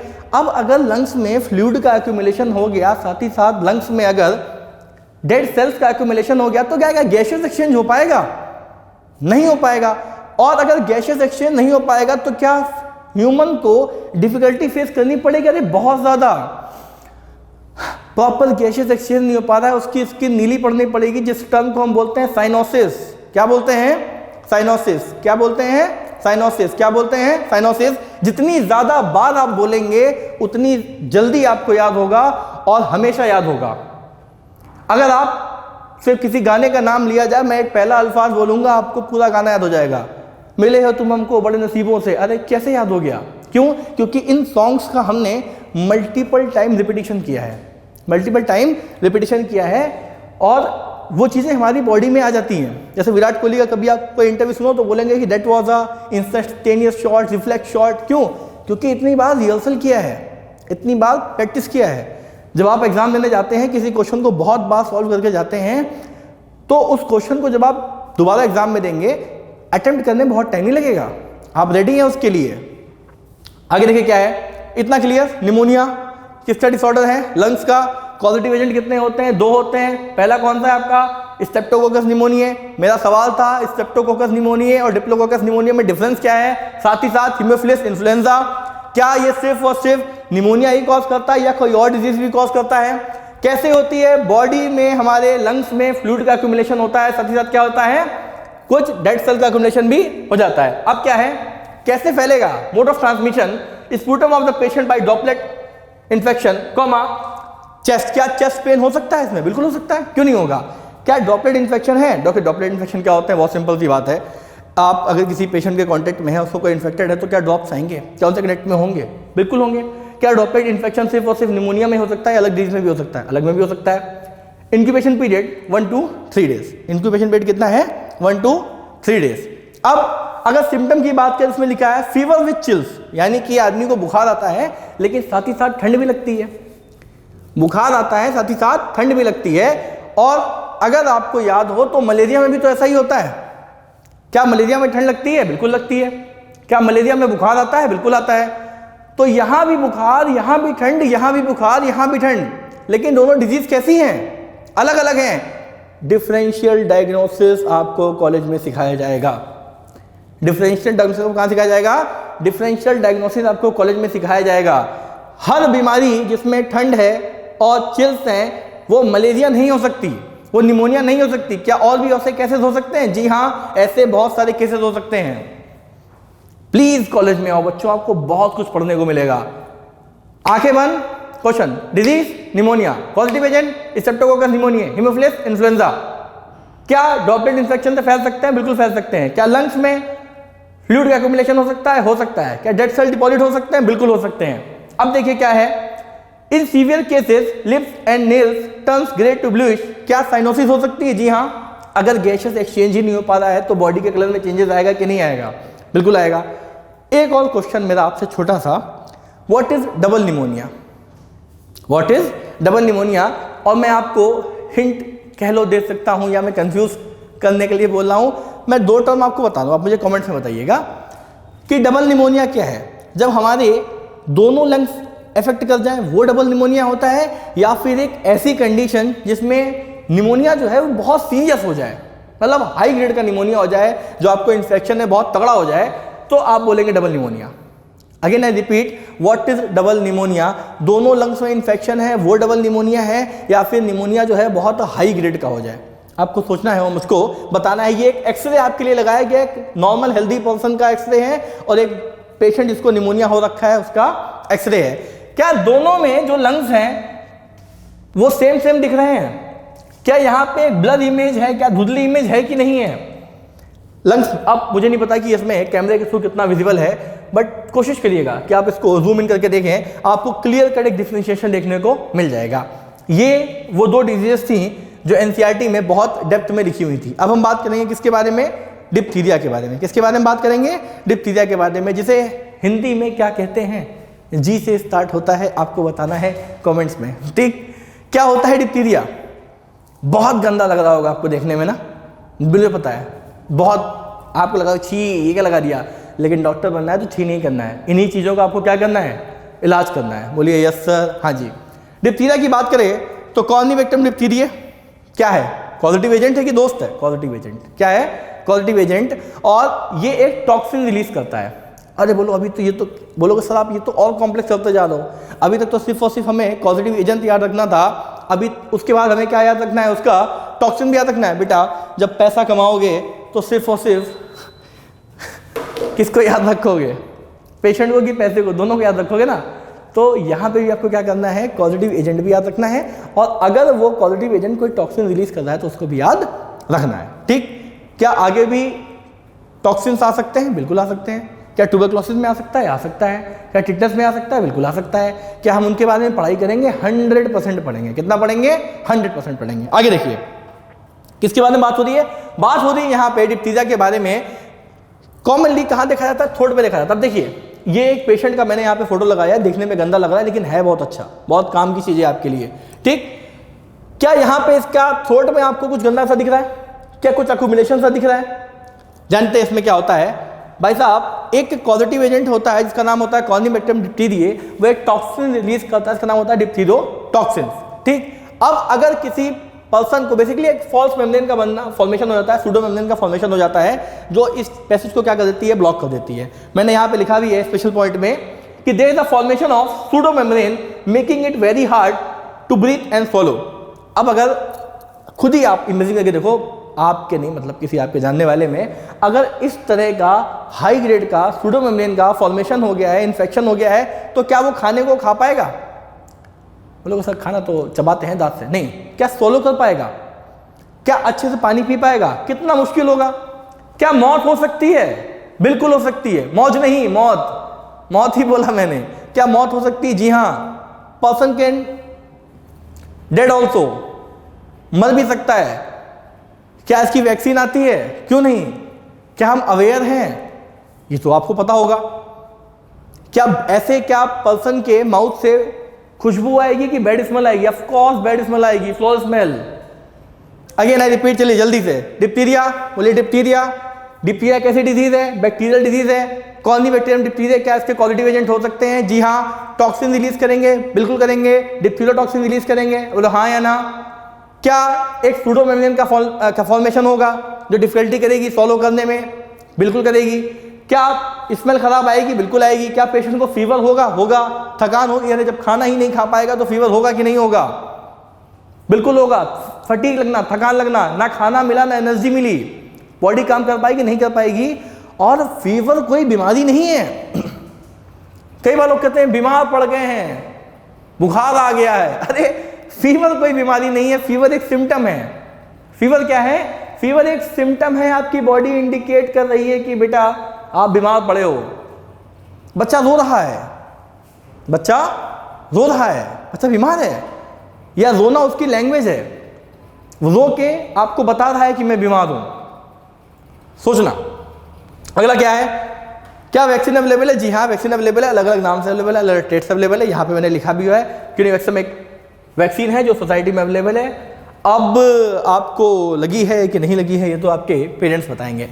Tuberculosis most important and most favourite, मेरा पढ़ने के बाद आपका भी होना चाहिए। अगर नहीं हुआ तो ये टीचर की वो है कोशिश नाकाम। ठीक, क्या है ट्यूबरकुलोसिस? टीबी, शॉर्ट में हम लोग क्या बोलते हैं? टीबी है क्या? टीबी हो गया, टीबी हो गया। क्या होता है टीबी? जो आदमी खांसता दिख गया टीबी है। क्या हर खांसने वाले इंसान को टीबी है? या कुछ हफ्तों से ज्यादा अगर वो खांस रहा है तो उसको टीबी है? सोच देखो बेटा, जब पढ़ा करो ना तो थोड़ा सा ऐसा हमें दिमाग पे जोर देना होता है कि मास्टर जो बोल रहा है वो क्या बोल रहा है। हर खांसने वाले इंसान को टीबी है, या कुछ हफ्तों से ज्यादा अगर वो खांस रहा है तो उसको टीबी है। अब अगर हम एक एक करके जानेंगे तो ट्यूबरकुलोसिस एक बहुत ही कॉमन डिजीज है और बहुत ही सीरियस भी है, बट हमको पता नहीं होता है, हमको पता नहीं होता है। अब देखिए होता क्या है, जैसे मान लो कोई पर्सन है, क्या है पर्सन, वो कोविड का एग्जाम्पल लेते हैं। कोविड और ट्यूबरकुलोसिस को एक साथ समझते हैं। ठीक, कोरोना आया था, हम सब बहुत डरे हुए थे, मास्क लगा के घूम रहे थे, लेकिन बच्चों बहुत सारे मास्क आए थे। N95 मास्क आया था, N97 मास्क आया था, अलग अलग तरह के मास्क आए थे जो बड़े ही स्पेशल मास्क थे। लेकिन एक मास्क और आया था जिसे बोलते थे चिन मास्क। क्या बोलते थे? चिन मास्क। अब आप लोगों ने देखा है कि नहीं देखा है नहीं पता, लेकिन हमारे सोसाइटी में बहुत सारे लोग थे और हम जब हॉस्पिटल में थे तो भी देखा था कि लोग चिन पे मास्क रखते थे और जब डॉक्टर आता था तो ऐसे करके लगा लेते थे। तो कई बार इतना खुद में इन्फीरियरिटी महसूस होती थी कि भाई मुझे कोरोना नहीं है, सराउंडिंग में फैला हुआ है, मुझको देख के नहीं लगाना है, आपको अपनी अलर्टनेस और अवेयरनेस के हिसाब से लगाना है।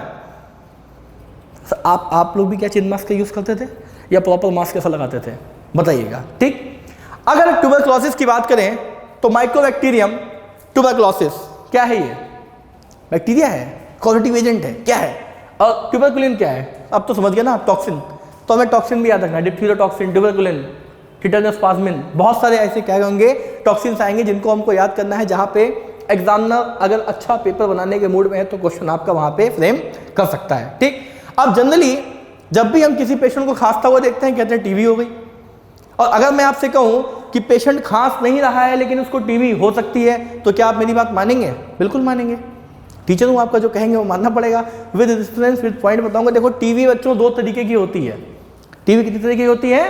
दो तरीके की। एक है आपकी पल्मोनरी टीबी और एक है आपकी एक्स्ट्रा पल्मोनरी टीबी। पहली कौन सी है आपकी? पल्मोनरी टीबी, और दूसरी कौन सी है आपकी? Extra pulmonary TB. अरे पल्मोनरी टीबी वो जिसमें किसका इन्वॉल्वमेंट है? लंग्स का। पल्मोनरी टीबी में किसका इन्वॉल्वमेंट है? लंग्स का। और एक्स्ट्रा पल्मोनरी टीबी मतलब ऐसी टीबी जो अपार्ट फ्रॉम लंग्स है, लंग्स को छोड़ के बाकी जगह है। क्या इंटेस्टाइन में टीबी हो सकती है? जी हाँ, इलियोसिकम जंक्शन एक फेवरेट पॉइंट होता है ट्यूबरकुलोसिस को कॉज करने का। क्या यूट्रस में हो सकती है? यूट्राइन टीबी जिसको बोलते हैं। क्या जॉइंट्स में हो सकती है? बोन टीबी हो सकती है। सुना है कि नहीं सुना है? तो अभी से आपसे कोई ट्यूबरकुलोसिस के बारे में बात करें तो बताना कि हमारे सर ने बताया है कि माइकोबैक्टीरियम ट्यूबरकुलोसिस जो है वो ट्यूबरकुलोसिस को करने में क्या कहते हैं, कॉज करने में इंपॉर्टेंट रोल करता है। साथ ही साथ जो टॉक्सिन रिलीज करता है उसका नाम होता है ट्यूबरकुलिन। मेरा आपसे सवाल है, जब हम खांसते हैं किसमें? पल्मोनरी टीबी में, तो हमारी बॉडी से क्या ट्यूबरकुलिन बाहर निकल सकता है? और अगर निकल सकता है तो कितना निकल सकता है? प्लीज सोचिएगा। तो अगर टीबी लंग्स में है तो कौन सी टीबी? पल्मोनरी। लंग्स के बाहर है तो कौन सी आपकी टीबी है? ये एक्स्ट्रा पल्मोनरी। क्या हमारे पास दो तरह की टीबी है? बिल्कुल है। आगे देखते हैं इसके बारे में क्या है। ठीक, अब क्या टीबी का ट्रांसमिशन हो सकता है? बैक्टीरियल डिजीज है माना, लेकिन क्या ये कम्युनिकेबल हो सकती है? क्या ये ट्रांसमिट कर सकती है? क्या छुआछूत से फैल सकती है? क्यों बोलते हैं कि अगर किसी पेशेंट को टीबी है तो उसको थोड़ा सा डिस्टेंस बना के रखो? कई बार जो घर वालों का जो लाड़ होता है ना, जो फैमिली मेम्बर की केयर्स होती है, एक्स्ट्रा पैम्परनेस होता है, ये हमको नुकसान देता है। अगर कोई पर्सन बीमार है तो उसको बाबू बच्चा सुना ये नहीं करना है, उसको एज अ पेशेंट ट्रीट करना है। अगर हम उसका जूठा खाएंगे, उसकी थाली में खाएंगे, तो एट लास्ट हम भी बीमार पड़ेंगे, जो कि हमें नहीं पड़ना है। अब देखिए क्या है मोड ऑफ इन्फेक्शन, कैसे इन्फेक्ट होगा? Consumption of food and water contaminated with bacteria of tuberculosis. अगर कोई पानी है, गंदा पानी है, कच्चा दूध हम पी लेते हैं भैंस का निकाल के, अगर उसमें ट्यूबरक्लोसिस का बैक्टीरिया है तो हम बीमार पड़ेंगे। कंटामिनेशन देखो जहां कहीं भी होगा दोस्तों बीमार पड़ेंगे, इसलिए साफ सफाई बहुत जरूरी है। डॉग बैठता है तो पूंछ से साफ करके बैठता है ना, जितनी उसकी समझ है वो करता है, लेकिन गंदगी में ऐसा टंग लगा देता है, बीमार पड़ जाता है। ठीक, क्या कुत्तों को बीमार देखा है? क्या डॉग बीमार पड़ते हैं तो अपनी टंग से चाट चाट के अपने वुंड जब उनको होता है बेसिकली उसको हील करते हैं कि नहीं करते हैं? क्या होता है उनकी टंग में ऐसा जो अपने वुंड को वो हील कर लेते हैं। ठीक, infection occurs by inhalation of droplet expelled by the patient. Patient को खांसी है, पेशेंट ये एक्सेप्ट ही नहीं करना चाहता है कि उसको टीबी है। ये तो मैंने हाथ रख लिया, लेकिन इलिटरेसी इतनी ज़्यादा है कि कई लोग ऐसे खांसते हैं। इंडियन जब छींकते हैं तो पूरा मोशन बना के, नहीं करना है दोस्तों। अगर बीमारी है तो उस बीमारी से देश को बचाना है, बीमारी को फैलाना नहीं है, बीमारी को फैलाना नहीं है। ठीक, अब बात की जाए नोट, ट्यूबरक्लोसिस इज क्यूरेबल। अरे बहुत सिंपल बात है, क्या ट्यूबरक्लोसिस क्यूरेबल है? बिल्कुल क्यूरेबल है, लेकिन हमें उसके लिए अलर्ट रहना पड़ेगा। क्यों? क्योंकि ट्यूबरक्लोसिस का प्रॉपर कोर्स होता है डिपेंडिंग ऑन द सीवियरिटी। क्या बच्चों को ट्यूबरक्लोसिस हो सकता है? बिल्कुल हो सकता है। क्या बूढ़ों को हो सकता है? बिल्कुल हो सकता है। क्या लंग्स में टीबी हो सकता है? हाँ जी हाँ हो सकता है। क्या लंग्स के बाहर हो सकता है? बिल्कुल, अभी तो बताया, pulmonary TB, extra pulmonary TB. क्या जॉइंट्स में हो सकता है? बिल्कुल हो सकता है। क्या यूट्रस में हो सकता है? बिल्कुल हो सकता है। क्या आपके बोन्स में हो सकता है? जी हाँ बिल्कुल 100% हो सकता है। इंटेस्टाइन में हो सकता है, कई जगह हो सकता है। ठीक, अब देखिए यहाँ पे, हाँ, अगर साइन एंड सिम्टम की बात करें कि लक्षण, किसके लक्षण? टीबी के लक्षण। क्या टीबी के कुछ लक्षण होंगे? बिल्कुल होंगे। क्या बुखार आएगा? बिल्कुल आएगा। क्या पर्सन खांसेगा? खांसेगा। अब ये जो मैंने साइन एंड सिम्टम्स लिखे हैं बच्चों, ये बेसिकली पल्मोनरी टीबी के सिग्निफिकेंस में लिखे हैं। किसमें लिखे हैं? Pulmonary TB. तो ध्यान रहे, साइन और सिम्टम देख के ये मत सोचने लगना कि अरे सभी में ऐसा हो। यूट्राइन टीबी के कुछ अलग कैरेक्टरिस्टिक होंगे, यूट्राइन टीबी के कुछ एक अलग कैरेक्टरिस्टिक होंगे, बोन टीबी के कुछ एक अलग होंगे। जैसे जब भी हम थायराइड की बात करते हैं, एंडोक्राइन की बात करें, तो उसमें ग्रेव डिजीज आती है। तो जनरली ग्रेव डिजीज में लोग सीधा हाइपरथायराइडिज्म के साथ अटैच करने लगते हैं। लेकिन अगर मैं आपसे पूछूं कि ग्रेव डिजीज का कैरेक्टरिस्टिक फीचर क्या होता है, तो आप क्या बताएंगे? चलो छोड़ो, ये तो टफ क्वेश्चन हो गया। ये डिजीज का कैरेक्टरिस्टिक फीचर क्या है? सिंपल सा इतना बता दो यार, एनसीईआरटी की लाइन है, ये हाइपरथायराइडिज्म की वजह से होता है या हाइपो, रेशियो कम या फिर ज्यादा? प्लीज बताइएगा। ठीक, स्पूटम कंटेनिंग ब्लड, यानी कि आपके कफ में जो आप खाते हैं, जिसको हम हिंदी में बलगम बोलते हैं, उसमें क्या बोलते हैं?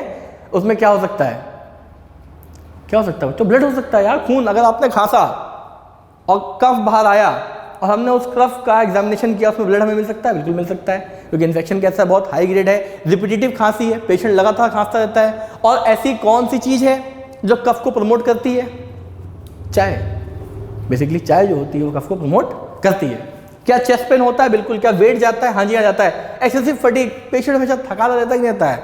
अब मुझे आप लोगों को तो पता नहीं, लेकिन हमारे कॉलेज में जब कोई पेशेंट बहुत, मतलब पर्सन बहुत दुबला पतला हो जाता था, तो लोग उसको मजाक में बोलते थे, टीबी हो गया है क्या, इतना पतला क्यों हो गया है? ठीक, तो गलत चीज़ है, बॉडी शेमिंग है और मजाक बनाना है, लेकिन आप लोगों के साथ शेयर करना मेरा काम है। ठीक, slight increase in body temperature in the evening, night sweating. जब जैसे जैसे शाम ढलती है वैसे वैसे बॉडी का टेम्परेचर बढ़ने लगता है और कई बार पेशेंट को स्वेटिंग भी होती है, पसीना पसीना हो जाता है वो रात में लेटे लेटे।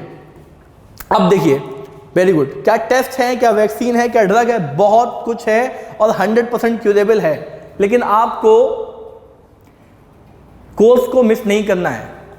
इसी कंसर्न में डॉक्टर्स इतना कंसर्न थे कि एक नई चीज लाएगी जिसको बोला गया डॉट्स। क्या बोला गया? Dots, direct observation treatment short course. क्या होता है ये? सोचिए, बताइए, क्या किसी की ऑब्जर्वेशन में दिया जाता है direct observation treatment short course? क्या डॉक्टर देते हैं या फिर हेल्थ केयर प्रैक्टिशनर को अलॉट किया जाता है कि भाई पेशेंट आएगा दवाई लेके जाएगा? क्या 100% लोग ट्यूबरक्लोसिस के कोर्स को पूरा करते हैं या बीच में मिस कर देते हैं? मिस कर देते हैं। अगर मिस कर देते हैं तो क्या उसका कुछ फ़ायदा मिलेगा कि नहीं मिलेगा? नहीं मिलेगा दोस्त, नहीं मिलेगा। इसलिए दवाइयों को मिस नहीं करना है। अगर आपने मेडिसिन के कोर्स को मिस कर दिया तो वापस से उस कोर्स को चालू करना पड़ेगा, नहीं करना पड़ेगा? बिल्कुल। और बैक्टीरिया जो होंगे वो रेजिस्टेंट हो जाएंगे। रेजिस्टेंट हो, समझ रहे ना, उनको कुछ फर्क नहीं पड़ेगा। फिर क्या होगा, हमें और दवाइयाँ पढ़ानी पड़ेंगी, दवाइयों का डोज बढ़ाना पड़ेगा। कई केसेस में MDR-TB भी देखी गई है। Now what is MDR-TB? Syllabus से बहुत बाहर है, बट आपकी जानकारी के लिए मल्टी ड्रग रेजिस्टेंट टीबी, इसको क्या बोलते हैं हम? MDR-TB। क्या बोलते हैं? MDR-TB। हाँ या ना? क्या वैक्सीन अवेलेबल है? बिल्कुल अवेलेबल है। BCG वैक्सीन है। BCG की फुल फॉर्म कमेंट सेक्शन में बताइए। बचपन में लगी है आप लोगों को कि नहीं? मम्मी से पूछ के बताइए। ठीक। इंपॉर्टेंट ड्रग आइसोनियाजाइड, स्ट्रिप्टोमाइसिन, रिफेम्पसिन, ये सब क्या हैं? इंपॉर्टेंट ड्रग्स हैं जो आपको दी जाती हैं ट्यूबरक्लोसिस के केस में। और उससे भी ज़्यादा जरूरी है कि आप इन ड्रग्स का जो कोर्स है वो पूरा करें। अगर आप बच्चों कोर्स पूरा नहीं करेंगे तो आप ठीक नहीं होंगे। ये क्या देख रहे हैं? सुई लग रही है? नहीं, मॉन्टॉक्स टेस्ट है। क्या है ये? मॉन्टॉक्स टेस्ट है, और बहुत ही फेमस टेस्ट है टाइफाइड के केस में। टेस्ट क्या आता है? इंजेक्शन लगा के कि भाई सोलो हो रहा है कि नहीं हो रहा है। एक छोटा सा कंफर्मेटरी टेस्ट है। ठीक। साथ ही साथ कुछ केसेस में अगर मान लो इंटेस्टाइनल टीबी है तो स्टूल सैंपल भी मांग लिया जाता है, स्पूटम को भी मांगा जाता है कि आप इसको दीजिए। ये मैंने यहाँ पे एक पिक्चर पेश की है BCG वैक्सीन की। ये सब आपके इंटरेस्ट को बनाए रखने के लिए और जानकारी के लिए। आई होप आपको ट्यूबरक्लोसिस समझ में आया हो। क्या आंख बंद करके ट्यूबरक्लोसिस बोल सकते हैं? बोल सकते हैं। Tuberculosis causative agent, mycobacterium tuberculosis. Toxin कौन है आपका? बताइए। ट्यूबरकुलिन भूल गए? Tuberculosis, mycobacterium tuberculosis, toxin, tuberculin. क्या दो तरीके की होती है? हाँ जी हाँ, पल्मोनरी और एक्स्ट्रा पल्मोनरी। पल्मोनरी टीबी वो जो आपके लंग्स को इफेक्ट करे, एक्स्ट्रा पल्मोनरी वो जो ज्वाइंट को इफेक्ट करे, जो यूट्रस को इफेक्ट करे, जो इंटेस्टाइन को इफेक्ट करे। इंटेस्टाइन में कौन सा उसका फेवरेट जंक्शन है? इलियोसीकम जंक्शन। इलियोसीकम जंक्शन क्या होता है? जहाँ पे इलियम और सीकम आके मिलते हैं। क्या वहाँ पे बैक्टीरिया पाया जा सकता है? 100%। क्या टेस्ट होते हैं? Mantoux test. क्या सैंपल कलेक्शन होता है? बिल्कुल होता है। क्या स्पूटम लेते हैं? क्या स्टूल लेते हैं? क्या BCG वैक्सीन है? हाँ जी हाँ है। ये मैं रैप नहीं कर रहा हूं, मैं आपको सिखा रहा हूं कि आंख बंद करके आपको ये बोलना चाहिए। आगे बढ़ते हैं नेक्स्ट डिजीज की तरफ। आई होप आपको क्लियर हो। टिटनस। टिटनस भाई साहब, टिटनस। रोड पे चोट लगी तो कहीं टिटनस ना हो जाए। ये कोई भूत प्रेत नहीं है। इसको देख के आपको ये नहीं सोचना है कि सबने भूत प्रेत का फोटो लगा दिया। ना ना ना ना ना, अकड़न है। क्या है? अकड़न। इतना हाई ग्रेड का स्पाज्म है कि बॉडी अपने आप ही ऐंठ गई। क्या फ्रैक्चर हो सकते हैं कि नहीं हो सकते हैं? बिल्कुल हो सकते हैं। क्या इसमें पेशेंट को सफोकेशन होगा कि नहीं होगा? होगा। क्या इसमें जान जा सकती है? हाँ जी हाँ, जा सकती है। टिटनस स्पाज्म का नाम सुना है? ये क्या लिखा हुआ है? चलिए, टिटनस कॉमनली कई लोग इसको लॉक जॉ भी बोलते हैं कि जबड़ा बंद हो जाता है आदमी, सही से बोल नहीं पाता है, सही से खा नहीं पाता है, और बहुत ही खतरनाक बीमारी है। ठीक। रोड पे चोट लगती है, हमारा एक्सीडेंट होता है, हमारा मतलब किसी का भी, तो जनी लोग कहते हैं कि जाओ भाई टिटनस का इंजेक्शन लगवा लो। क्या होता है टिटनस? ATS क्या होता है? ठीक। टिटनस टॉक्साइड क्या होता है? ये सब क्या है? आगे इसके बारे में बात करेंगे। ठीक। It is caused by clostridium tetani. Clostridium tetani क्या है? पॉजिटिव एजेंट है कि नहीं है? और ये एक टॉक्सिन रिलीज करेगा जिसका नाम है टिटेनोस्पाज्मिन। भाई साहब, बहुत ही खराब बीमारी, भगवान न करे किसी को हो, और मतलब वर्स्ट आदमी अकड़ अकड़ के ही टूट जाता है। मैंने अपनी ज़िंदगी में सिर्फ 2 बार टिटनस का केस देखा है। उसके हाथ ऐसा मुड़ जाते हैं, बॉडी ऐसे टेढ़ी होने लगती है, बहुत ही ख़राब कंडीशन होती है। Tetanus result in painful muscular spasm paralysis which usually begin with lock jaw and neck muscle. गर्दन अकड़ने लगती है, जबड़ा जाम होने लगता है, और पेशेंट को सफोकेशन होने लगता है। उसकी चेस्ट के जो रिब केज है वो भी अलाइन नहीं होते हैं, उसमें भी डिस्टर्बेंस आने लगता है। Pathogen lives in the intestine of many domestic animal. बहुत सारे पालतू एनिमल्स हैं, बहुत सारे पालतू एनिमल्स हैं जिसकी इंटेस्टाइन में क्या पाया जाता है? Clostridium tetani. ठीक। अब डोमेस्टिक एनिमल है, घर में तो रहेंगे, कहीं ना कहीं तो अपना स्टूल पास करेंगे, कहीं ना कहीं तो एक्सक्रीटा पास करेंगे। वो एक्सक्रीटा जो है वो सॉइल में है कि नहीं है? और आप जैसे मान लो एनिमल, हॉर्स का ले लेते हैं एग्जाम्पल, एनिमल्स का लेते हैं। हॉर्स ने एक्सक्रीटा रोड पे पास किया, एक समय के बाद वो एक्सक्रीटा ड्राई हो गया, उस स्पोर्स के साथ क्या निकले? आपके क्लॉस्ट्रिडियम टिटेनी यानी कि बैक्टीरिया निकले। आपका एक्सीडेंट हुआ, आपको ऐसा चोट लगी, ब्लीडिंग हुई, कट आया, और उस कट के थ्रू बैक्टीरिया आपके अंदर गया और आपकी पूरी बॉडी में स्प्रेड कर गया। हर पैथोजन का, हर डिजीज कॉजिंग एजेंट का एक फेवरेट साइट होता है। क्या होता है? फेवरेट साइट होता है, फेवरेट रूट होता है, जिसके थ्रू वो आपकी बॉडी में एंटर करता है। तो अगर वो डिजायर्ड रूट पे नहीं पाएगा तो वो आपको इन्फेक्ट नहीं कर पाएगा। इसीलिए बोलते हैं कि थोड़ा सा भी छोटा मोटा अगर कट लग जाए तो प्लीज़ आपको इंजेक्शन लगवा लेना चाहिए। कितना? एक बार का इंजेक्शन 6 महीने तक आपका काम कर जाता है। कितने दिन तक जिंदा रह सकते हैं ये? 60 साल तक, 60 ईयर्स, मतलब स्पोर्ट्स जो होते हैं वो 60 ईयर तक सर्वाइव कर सकते हैं और ऐसा इन्वायरमेंट में ही प्रेजेंट होते हैं। इसीलिए कहते हैं कि कई बार कोई चीज़ ज़मीन पे गिर जाए तो उसको उठा के मत खाओ। क्यों मत खाओ?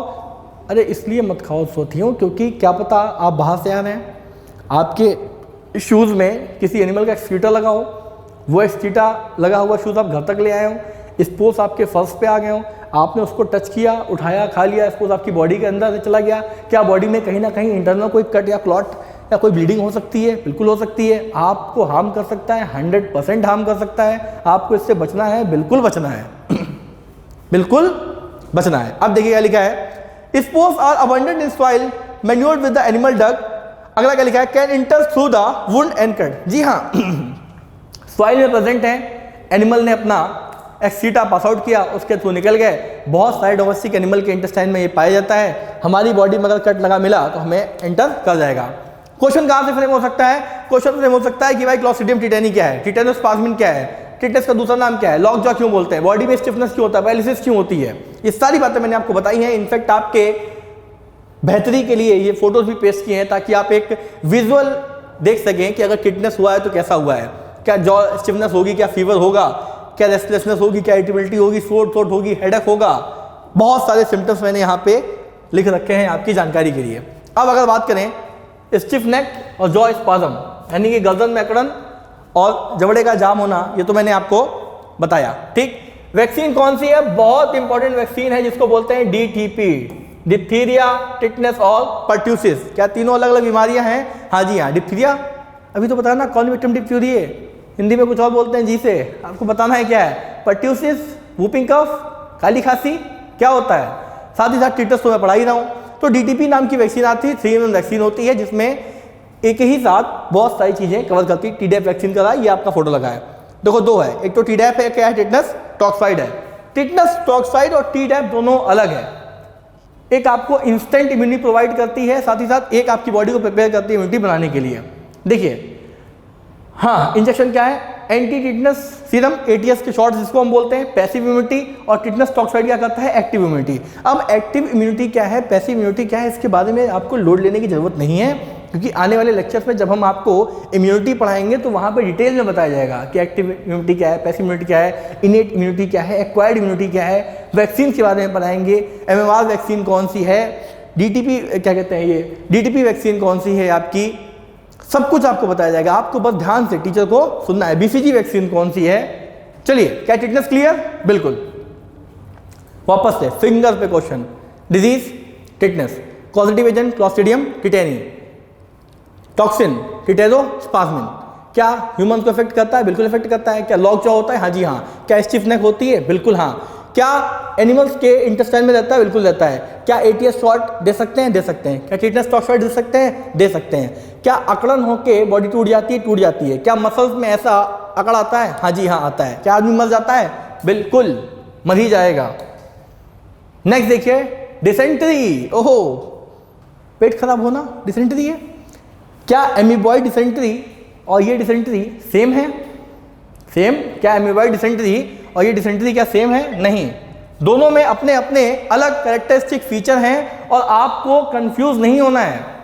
ये डिसेंट्री देख के आपको वो एमीबॉइड डिसेंट्री नहीं समझना है, आपको ध्यान से पढ़ना है। अभी हमारा टॉपिक है कौन सा? बैक्टीरियल डिजीज, तो हम बैक्टीरिया के बारे में ही बात करेंगे, ना कि किसी और चीज के बारे में। चलिए कॉमन सी बात करते हैं। Common cause infection with Shigella bacillus. Poor hygiene is the main source. अगर आपका देखो हाइजीन अच्छा नहीं है तो कहीं ना कहीं आपको बीमारियां लगती रहेंगी, कहीं ना कहीं आप डिजीज के चक्कर में आते रहेंगे। इससे आपको बचना है तो आपको क्या करना है? अपना हाइजीन अच्छा मेंटेन करना है। It infect intestinal tract specially colon. अरे भाई पेट खराब होगा तो डिसेंट्री होगी। क्या आपका जो फ्लूइड इम्बैलेंस हो सकता है बॉडी में? बिल्कुल हो सकता है। क्या रेगुलर डिस्चार्ज हो सकता है? बिल्कुल हो सकता है। एब्डोमिनल पेन, क्रैम्पिंग, डायरिया, ये सब चीजें क्या देखी जाती हैं? सिम्टम देखी जाती हैं। अगर बहुत हाई ग्रेड का डिसेंट्री हो जाए तो क्या डिहाइड्रेशन हो सकता है? बिल्कुल हो सकता है। क्या लीवर एब्सेस हो सकता है? बिल्कुल हो सकता है। In some cases causes stool sample also required. भाई साहब अगर डॉक्टर को स्टडी करना है कि कॉज कितना है, कैसा है, नंबर कितना है, तो क्या स्टूल सैंपल मांगेगा? बिल्कुल मांगेगा। करना क्या है? Drink clean water, wash your hand properly. जितना अच्छा देखो, खाना तो हाथ से ही जाएगा ना, ठीक। जितने अच्छे से अपने आप हाथ को साफ करेंगे, जितनी अच्छी आप डाइट रखेंगे, उतने आपके बीमार करने के चांसेस कम है। Hygiene is the most important thing which you have to maintain. चलिए अब हम आप देखेंगे, ये आपके सामने एक टेबल बनी हुई है और इस टेबल को देख के आप में से बहुत से लोग घबरा गए होंगे कि माय गॉड सर, आप जो पढ़ा रहे हैं वो खत्म होने का नाम ही नहीं ले रहा है। नाम नहीं लेगा खत्म होने का। क्यों? क्योंकि मैं आपको डॉक्टर बनाने के लिए पढ़ा रहा हूँ, टाइम पास करने के लिए नहीं पढ़ा रहा हूँ। आपको डिटेल में पढ़ना पड़ेगा। और ये सब चीजें कहाँ पे मेंशन है एनसीईआरटी में, मैं आपको वो भी अभी दिखाने वाला हूँ। बस आप 1 मिनट इसको सुन लो, हार्डली 5 मिनट्स मोर और आपका ये वाला स्लाइड खत्म। जो डिजीजेस इंपॉर्टेंट थी एनसीईआरटी ने जिस पे एम्फेसाइज किया था, उसको तो हमने डिटेल में पढ़ लिया। अभी हम क्या देखेंगे? अभी हम टेबल बना लिए। सीरियल नंबर, डिजीज, पैथोजन यानी पॉजिटिव एजेंट जो कॉज कर रहा है, डिजीज कॉज कर रहा है, हैबिटेट कि कहाँ पे असर करेगा, सिम्टम्स लक्षण क्या है, मोड ऑफ ट्रांसमिशन क्या है, टेस्ट क्या है, और आईपी मतलब इंक्यूबेशन पीरियड। सबसे पहले कॉलरा के बारे में बात करेंगे। कॉलरा से मुझे याद आया, एक डिजीज होती है जिसका नाम होता है हैजा। क्या नाम होता है? हैजा। हैजा क्या है और कॉलरा क्या है? मुझसे मत पूछे, तो उम्मीद मत रखिए। क्या हैजा और कॉलरा सेम है या अलग अलग हैं या दोनों एक ही हैं, या कॉलरा का ही नाम हैजा है और हैजा का ही नाम क्या है? कॉलरा। सोचना भी तो कॉलरा पैथोजन है जो डिजीज कॉज करता है, साथ ही साथ हमारे इंटेस्टाइन और जीआईटी यानी कि गैस्ट्रो इंटेस्टाइनल ट्रैक्ट में इफेक्ट करता है। डायरिया होगा, फ्रीक्वेंट राइस वाटर यूरिन जैसा, वो क्या कहते हैं, स्टूल जैसा पास होगा, ठीक। साथ ही साथ राइस वाटर डिस्चार्ज होगा, स्टूल मतलब सफेद सफेद सा, ठीक। बच्चे कहने से घिन आ रही है, ऐसी बात मत करो। राइस वाटर डिस्चार्ज, चावल के पानी का जो रंग होता है वैसा आपका एक्सक्रीटा का स्टूल का कलर होगा, ठीक। कंटामिनेटेड फूड एंड वाटर, गंदा खाना खाएंगे तो बीमार पड़ेंगे ही पड़ेंगे। अगर आप गंदा खाना खाएंगे तो आपको कोई नहीं बचा सकता है बीमार पड़ने से। क्या टेस्ट में डॉक्टर स्टूल का चले सकते हैं? जी हाँ, स्टूल लेंगे, उसमें देखेंगे कि भाई स्टूल मतलब एक्सक्रीटा, एक्सक्रीटा मतलब स्टूल यानी कि पॉटी जिसको आप बेसिक वर्ड्स में बोलते हैं। आईपी यानी इंक्यूबेशन पीरियड कितना है? 2 से 3 दिन। अब देखिए क्या लिखा अगला, अभी सिफिलिस से बाद में आएंगे। प्लेग के बारे में बात करते हैं, ठीक। प्लेग क्या है? एक बहुत ही इंपॉर्टेंट बीमारी है। क्या इसको हम ब्लैक डेथ भी बोल सकते हैं? सोचने वाली बात है, ठीक। पहले तो बता दें आपको कि इसका पैथोजन कौन है? पास्टुला पेस्टिस। ये ह्यूमंस की बीमारी नहीं है, ह्यूमंस की बीमारी नहीं है, रोडेंट्स की बीमारी है। आमतौर में चूहों में बहुत देखा जाता है, ठीक। और चूहे पालना अच्छी बात है कि खराब बात है? कई बार जब आप स्टेशन वगैरह पे जाइए तो आपको बहुत हट्टे कट्टे मोटे मोटे चूहे दिखते हैं, ठीक। क्या चूहों में इतनी ताकत है कि वो ह्यूमंस को बीमार कर सके? बिल्कुल कर सके। क्या चूहे काटते हैं? बिल्कुल काटते हैं। अब देखिए ब्लड एंड लिम्फ को ये क्या करता है? अफेक्ट करता है। देखिए यहाँ पे जो प्लेग लिखा है ये जनरल प्लेग की बात कर रहे हैं, लेकिन प्लेग और भी बहुत सारे तरीके का होता है। समझ गया? निमोनिक प्लेग होता है, ब्यूनिक प्लेग होता है, बहुत सारे तरीके के प्लेग होते हैं, लेकिन हम उनके बारे में बात नहीं करेंगे। हम सिर्फ और सिर्फ इन जनरल प्लेग के बारे में बात करेंगे।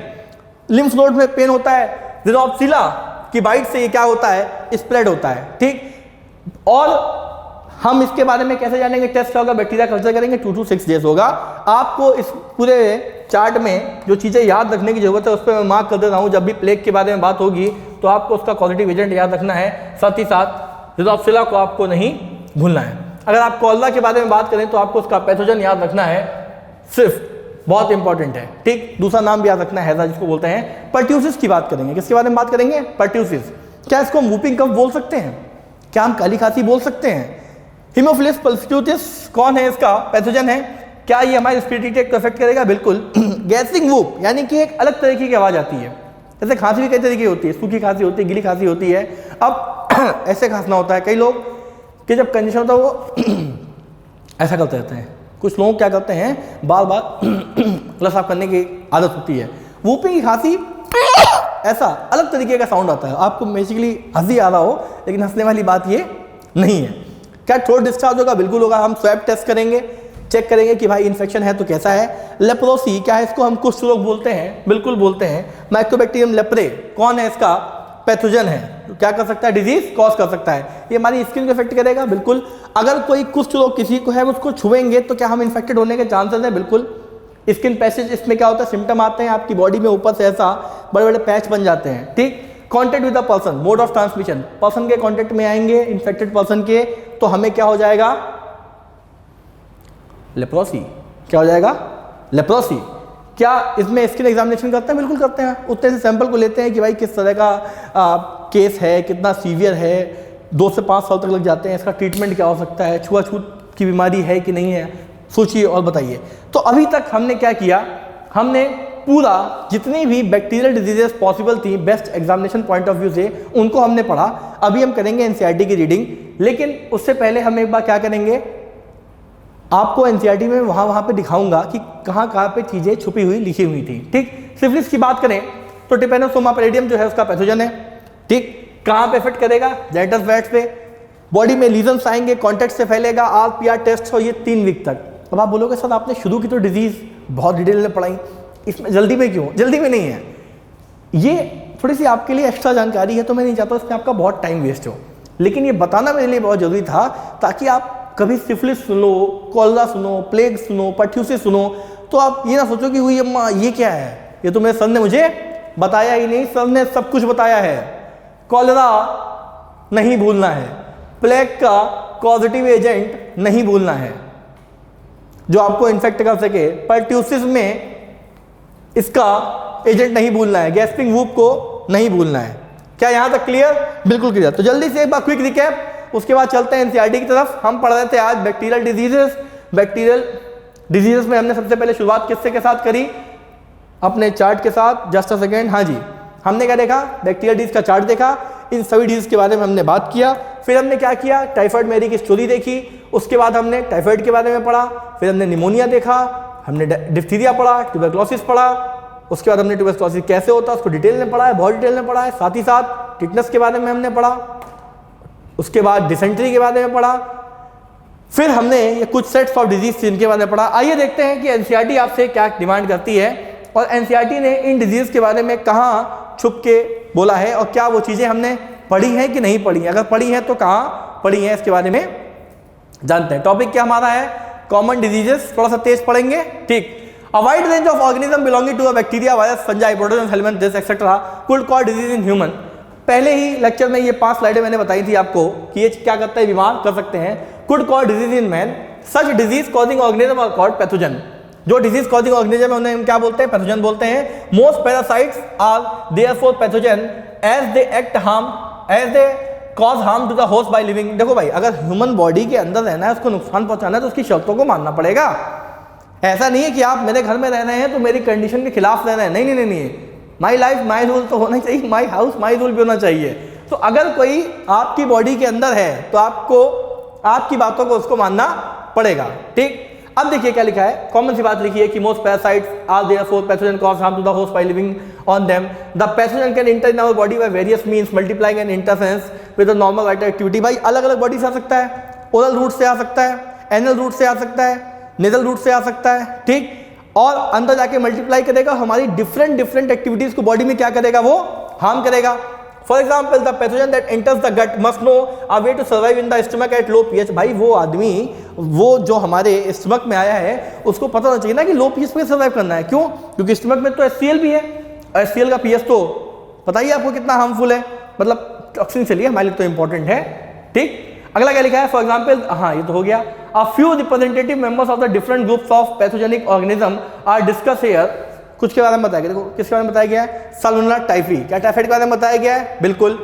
कैसे काम करता है, ओरल रूट्स के थ्रू आएगा, ब्लड के थ्रू क्या कहते हैं, हमारी इंटेस्टाइन में परफ्यूजन हो सकता है कि नहीं हो सकता है, स्टमक पेन है, कॉन्स्टिपेशन है, हेडेक है, लॉस ऑफ एपेटाइट, वही सारी बातें यहाँ पे लिखी हुई हैं। आप प्लीज एक बार एनसीईआरटी को रीड करिएगा। Salmonella typhi is a pathogen bacterium which cause typhoid fever in human beings. बिल्कुल। The pathogen generally enters the small intestine through food and water. Intestine जाएगा कहाँ, contaminated food and water, contaminated with them migrate to the other organ through blood. Blood के through क्या करेगा, other body के organs में migrate कर जाएगा। High fever आएगा, स्टमक में पेन होगा, कॉन्स्टिपेशन होगा, हेडेक होगा, भूख मर जाएगी। सभी रीजन हम बता चुके हैं। टेस्ट के बारे में मैंने आपको बताया कि विदाल टेस्ट होता है। फिर आपका निमोनिया आया, स्ट्रेप्टोकोकस निमोनिया और हीमोफिलस इन्फ्लुएंजा, निमोनिया डिटेल में लिखा है। अब जो बच्चे परेशान थे इतनी देर से कि सर बहुत डिटेल में पढ़ाना, डिटेल पढ़ा रहे हैं, देखो डिसेंट्री लिखा है कि नहीं लिखा है। क्या डिसेंट्री पढ़ाना जरूरी था? बहुत जरूरी था बच्चों, क्योंकि यहाँ पे उन्होंने डिसेंट्री नाम लिख दिया। मैं ये नहीं चाहता कि मैं कामचोरी करूं और सिर्फ डिसेंट्री लिख के आगे बढ़ जाऊं कि ये भी एक बैक्टीरियल डिजीज है। नहीं नहीं, डिसेंट्री अगर लिखा है तो डिसेंट्री के बारे में आपको पढ़ना है। क्या प्लेग लिखा है? It is a disease of rodent, इंसानों की बीमारी नहीं है। लेकिन अगर एक सोसाइटी में बहुत सारे चूहे आपको मरे हुए मिलते हैं, मतलब प्लेग फैलने वाला है। शायद ये नेचर का तरीका है क्या, रैट्स की पॉपुलेशन को कंट्रोल करने का। डिप्थीरिया मैंने आपको बताया, अब आप खुश हैं सर, डिप्थीरिया, प्लेग और क्या कहते हैं डिसेंट्री ही तो बताया, बाकी भी तो लिखा है। अगर आप ऊपर आएंगे तो आपको और भी डिटेल में देखने को चीजें मिलेंगे। अभी दिखाता हूं आपको। क्या निमोनिया लिखा है, क्या डिप्थीरिया लिखा है, क्या टिटनेस लिखा है? डिप्थीरिया, निमोनिया, टिटनेस, हर वो चीज जो एनसीईआरटी में कहीं ना कहीं मेंशन है दोस्तों, उसको हम पढ़ेंगे। उसके साथ बिल्कुल भी किसी भी तरीके का कॉम्प्रोमाइज नहीं करेंगे, पक्का। चलिए आगे देखते हैं। कुछ एक अच्छे अच्छे प्यारे प्यारे क्वेश्चंस को कर लिया जाए ताकि कुछ आप सीखें और कुछ हम आपको सिखा सकें। क्वेश्चन है बस हार्डली 10 क्वेश्चन और फिर आपकी छुट्टी। मुझे पता है आप बोर हो गए होंगे, बट बोर होना नहीं चाहिए। इस चीज़ के पीछे बहुत मेहनत लगी है, बहुत टाइम लगा है आप तक पहुंचाने का। Identify the correct pair representing the causative agent of the typhoid fever.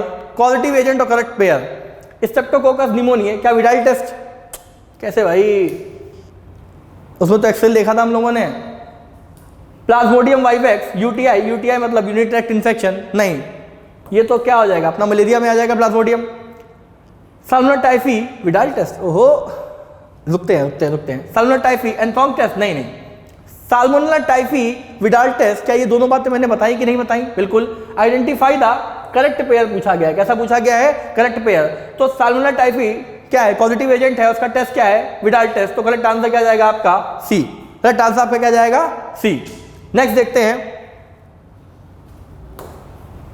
हाँ, विच of the following sets of disease is caused by the bacteria. देखिए इसमें क्या लिखा हुआ है, जो बात मैंने आपको चिल्ला चिल्ला के बताई थी कि बहुत सारी डिजीज के बारे में लिखा जाएगा और आपसे पूछा जाएगा कि इनमें से कौन सी डिजीज ऐसी हैं जो बैक्टीरिया के सेट्स है, मतलब बैक्टीरियल डिजीज का सेट्स हैं। देखिए टाइफॉइड और स्मॉल पॉक्स, नहीं। वायरस आ गया। टिटनेस और मम्स, नहीं। Herpes, no. Influenza, no. हमने वायरल डिजीज पढ़ी। क्या हमने कॉलरा के बारे में जाना? बिल्कुल जाना। कॉलरा यहाँ ऑप्शन में था दोस्तों, प्रीवियस ईयर क्वेश्चन में, यहां तक कि मैंने कॉलरा भी डिटेल में पढ़ाया। टिटनेस के बारे में जाना? बिल्कुल जाना। तो आंसर आपका क्या जाएगा? ए। नेक्स्ट आपका क्या है? Widal test is carried out to test. Widal test किसका टेस्ट है? सिंपल सी बात है, टाइफाइड का टेस्ट है। किसका टेस्ट है? टाइफाइड का टेस्ट है। क्वेश्चन देखते ही आपको आंसर क्या कर देना है? टिक कर देना है। क्या ये टफ क्वेश्चन है? नहीं। अगला क्या है आपका? नेक्स्ट है आपका which of the following is a pair of viral diseases. क्या आप बता सकते हैं? एआईपीएमटी में पूछा गया, all India pre medical test में, वायरल डिजीज का टेस्ट कौन सा है? हमने पढ़ी बैक्टीरियल डिजीजेस हैं, लेकिन ध्यान दें कि शुरू की स्लाइड में हमने वायरल डिजीज को भी पढ़ा है। रिंग वॉर्म यार, फंजाई। डिसेंट्री, ये क्या आ गया? Bacterial disease. टाइफॉइड, ये कौन सा पूछ रहा है? वायरल। कॉमन कोल्ड और AIDS, acquired immunodeficiency syndrome और कॉमन कोल्ड यानी कि क्या? Rhinovirus. नेक्स्ट आपका क्या है? Salmonella is related with my dear typhoid. अब आप बोलोगे सर आपको टाइफाइड से कुछ ज्यादा प्यार है, आपको टाइफाइड से कुछ ज्यादा प्यार है, आप हर बात में टाइफाइड क्यों ले आते हो? मैं नहीं ला रहा हूं बच्चों, एग्जामिनर को प्यार है। किसको प्यार है? एग्जामिनर को प्यार है, जो कहीं ना कहीं हर कोशिश कर रहा है कि भाई साहब बच्चों से टाइफाइड भी पूछो। अब आप ही मुझे बताओ कि टाइफाइड इंपॉर्टेंट है कि नहीं है? बहुत, थोड़ा या बहुत, बहुत ज्यादा इंपॉर्टेंट है। ठीक है, नेक्स्ट हम देखेंगे typhoid fever is caused bye salmonella. देखते ही टिक कर देना है मेरे जान। अगला क्या है? डिप्थीरिया। टफ क्वेश्चन बट अच्छा question. Diphtheria, Corynebacterium diphtheria, toxin release करते हैं, diphtheria toxin. Excessive immune response by the host body, नहीं। Poison release by the virus, अरे वायरस कहां से आ गया भाई? तो क्या है? बैक्टीरियल डिजीज है। Poison release from the dead bacteria, living bacteria होता ना, तो आंसर क्या जाएगा?